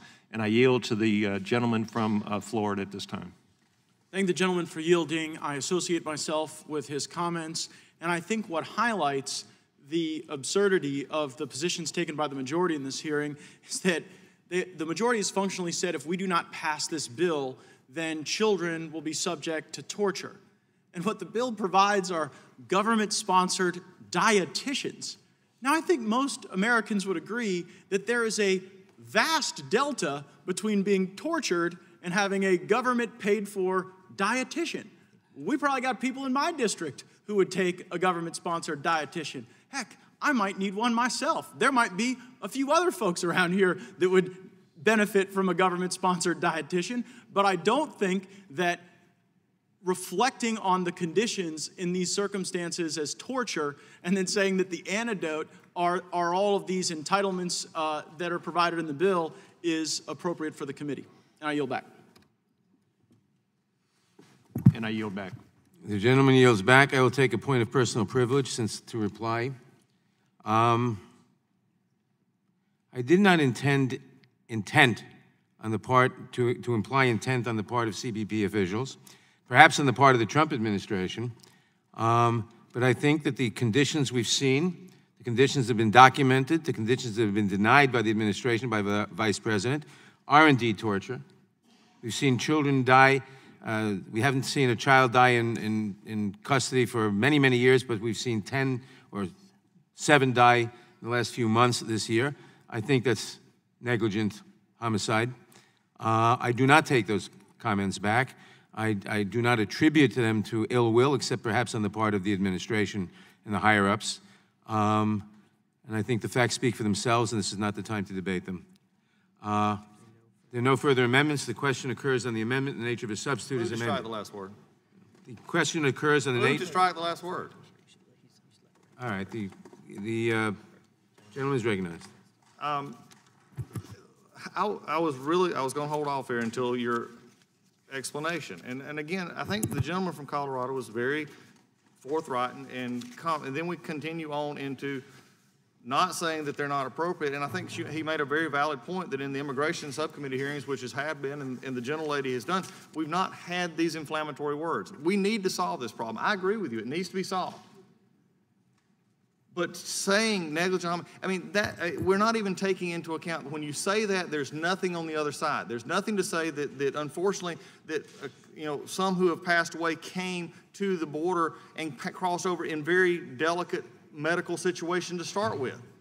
I mean, and then given the best treatment that they could have at the time. I think the interesting issue here is that, Mr. Chairman, please understand, both sides want to try and solve this issue. What is amazing to me again today, and I stated in my opening statement, is this doesn't solve the underlying problem. We're putting a Band-Aid on the symptom, and yet we're using inflammatory language to make it seem worse and to make our side seem as if we don't care.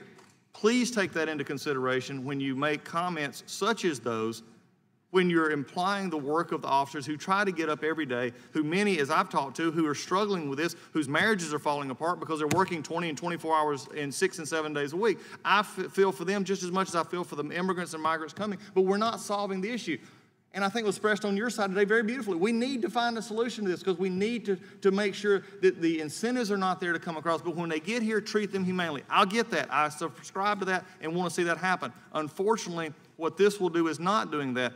But also, Mr. Chairman, when we understand this, your language matters. And by saying negligent homicide, by saying the issue of torture, you're implying, and the implication is if we don't agree with you, then that's what we're doing. And that's just wrong, Mr. Chairman. And that's something we can talk about. It's something we can have a discussion about when we actually bring bills to this floor that actually go to the root of the problem at the border that has been expressed from the Obama administration through the Trump administration. Would the gentleman yield? And I'm not. Not right now. I appreciate it. But I want to try and find this situation. And we can have our differences in how we say it. We're just saying, and I think that's what the gentleman, the ranking member on the subcommittee for immigration is saying, is just being mindful of what we're saying. There can be any number of areas that we can be serious about this without having language that is simply inflammatory and doesn't help us get any closer to solving this problem. One last, as it was said before. Extraneous comments about the nature of our amendments and our discussions is not helpful. I may think that most do. We've had both times, and I remember in the previous Congress thinking that we all do things. We strike the last word. Mr. Raskin, we've been on this committee several years. We do strike the last word, and sometimes I may think it's a waste of time. You may think it's a waste of time, but that's our job. We get to do that. It's part of the rules. So inherently if you want to strike 5 minutes and then just say why it's a bad idea, that's fine.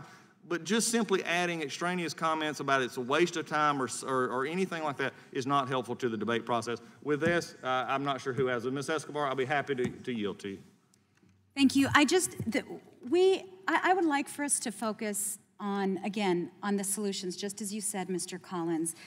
The focusing on 4 women of color and repeatedly bringing up amendments and trying to incite stuff, that's not helpful either. Using language in this amendment saying that migrants can, quote, choose to go back to their home countries, sounds a lot like language we just talked about yesterday on the House floor in a resolution. Yes, words matter. Yes, we all want to do right by our agents, by the migrants. Let's focus on that, and let's encourage, if there are amendments, let's let the amendments focus on solutions, please. Thank you. Thank you, and are you reclaiming my time?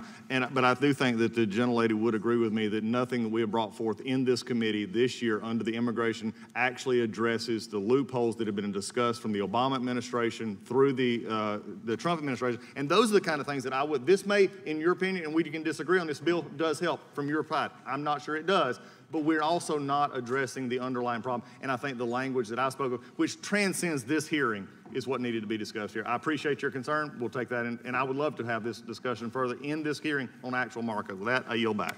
Move to strike the last word. Who seeks recognition? Gentleman from Arizona.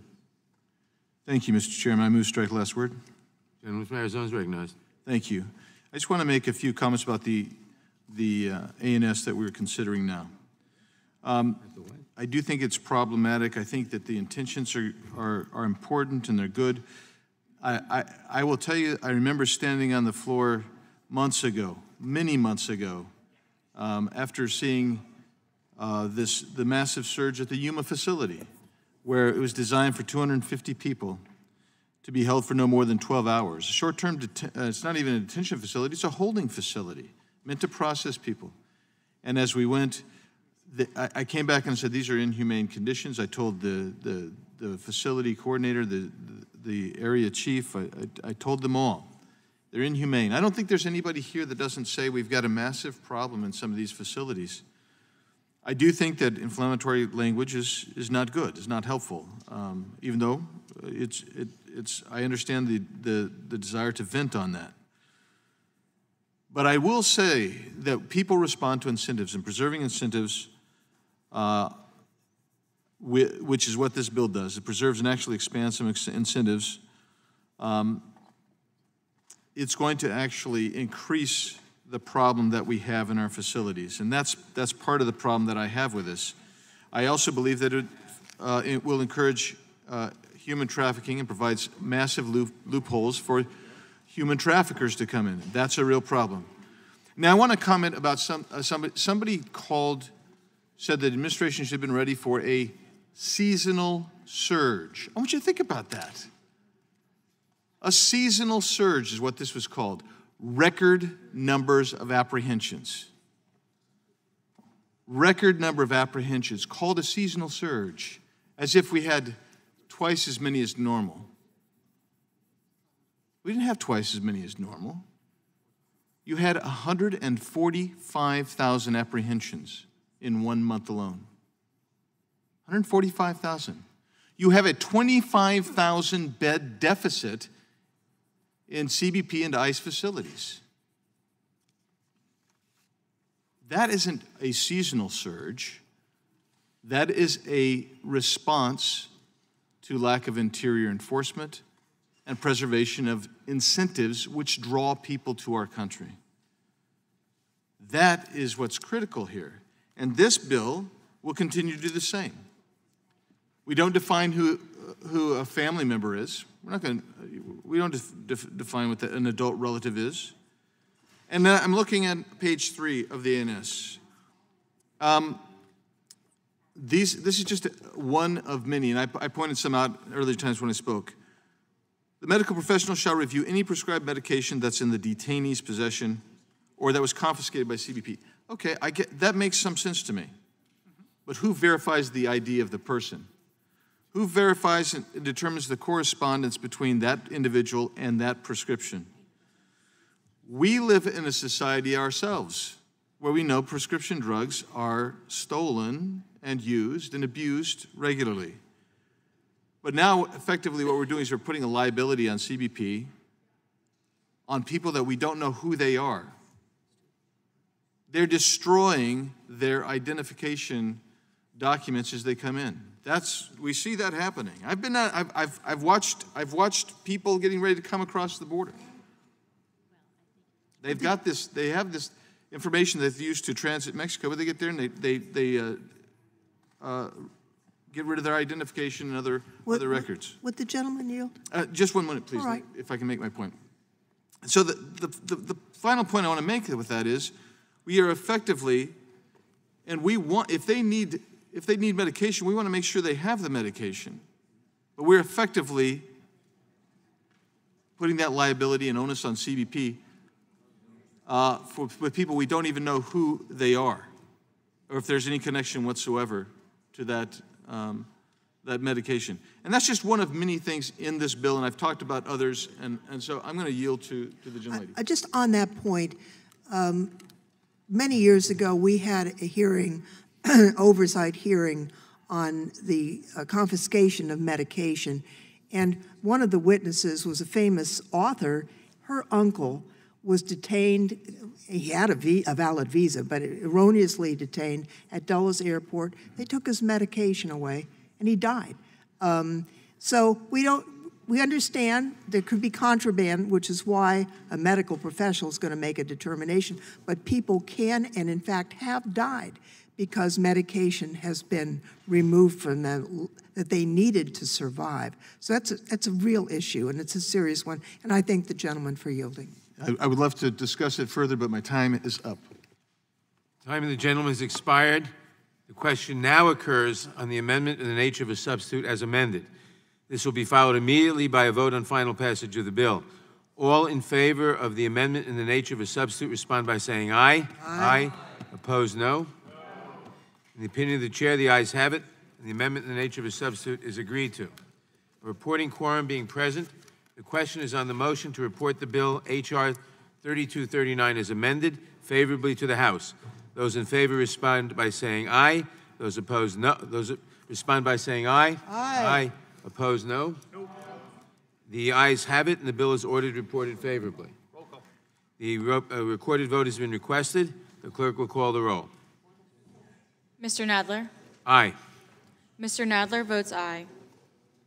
Ms. Lofgren? Aye. Ms. Lofgren votes aye.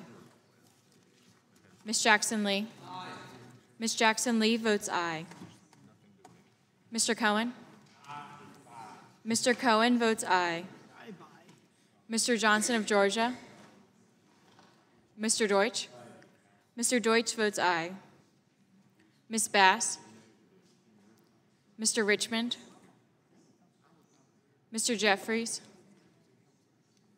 Mr. Cicilline? Mr. Swalwell? Aye.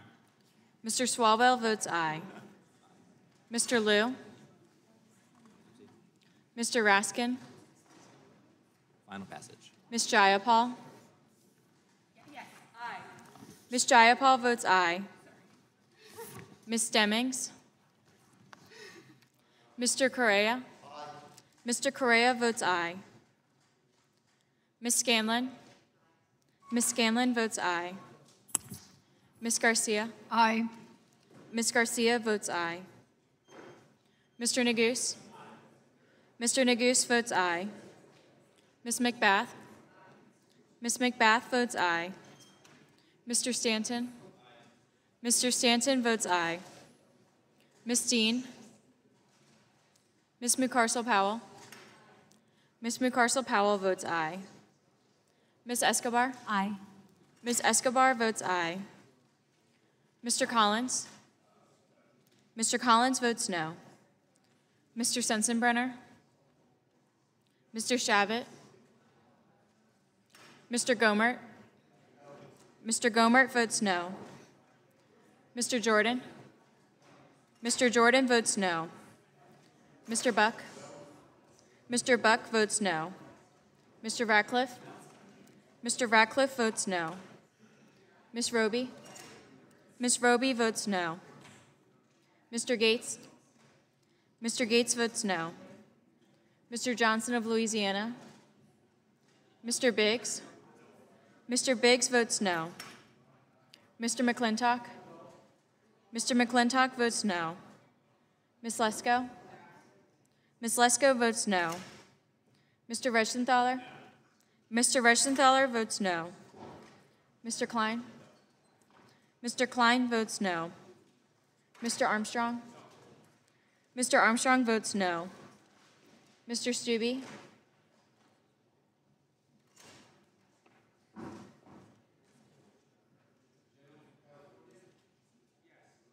Mr. Liu votes yes. Ms. Dean votes yes. Gentlelady from Texas? Has the gentlelady from Texas been recorded? Ms. Jackson Lee is recorded as aye. Okay. Are there any other members who wish to vote who haven't been recorded? The clerk will report. Well, anybody? Who?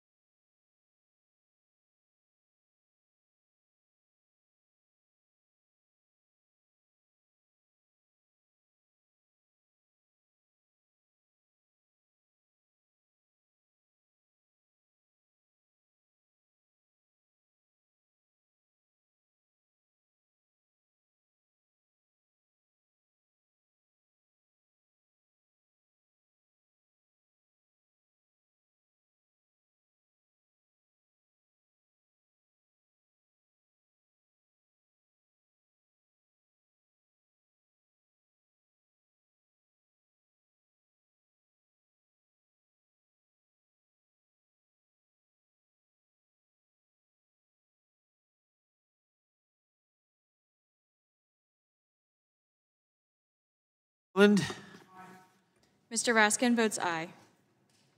Has everyone voted who wishes to vote? The clerk will report.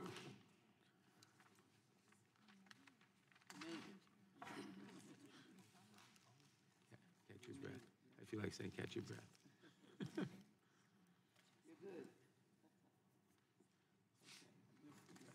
Yeah, we're finished.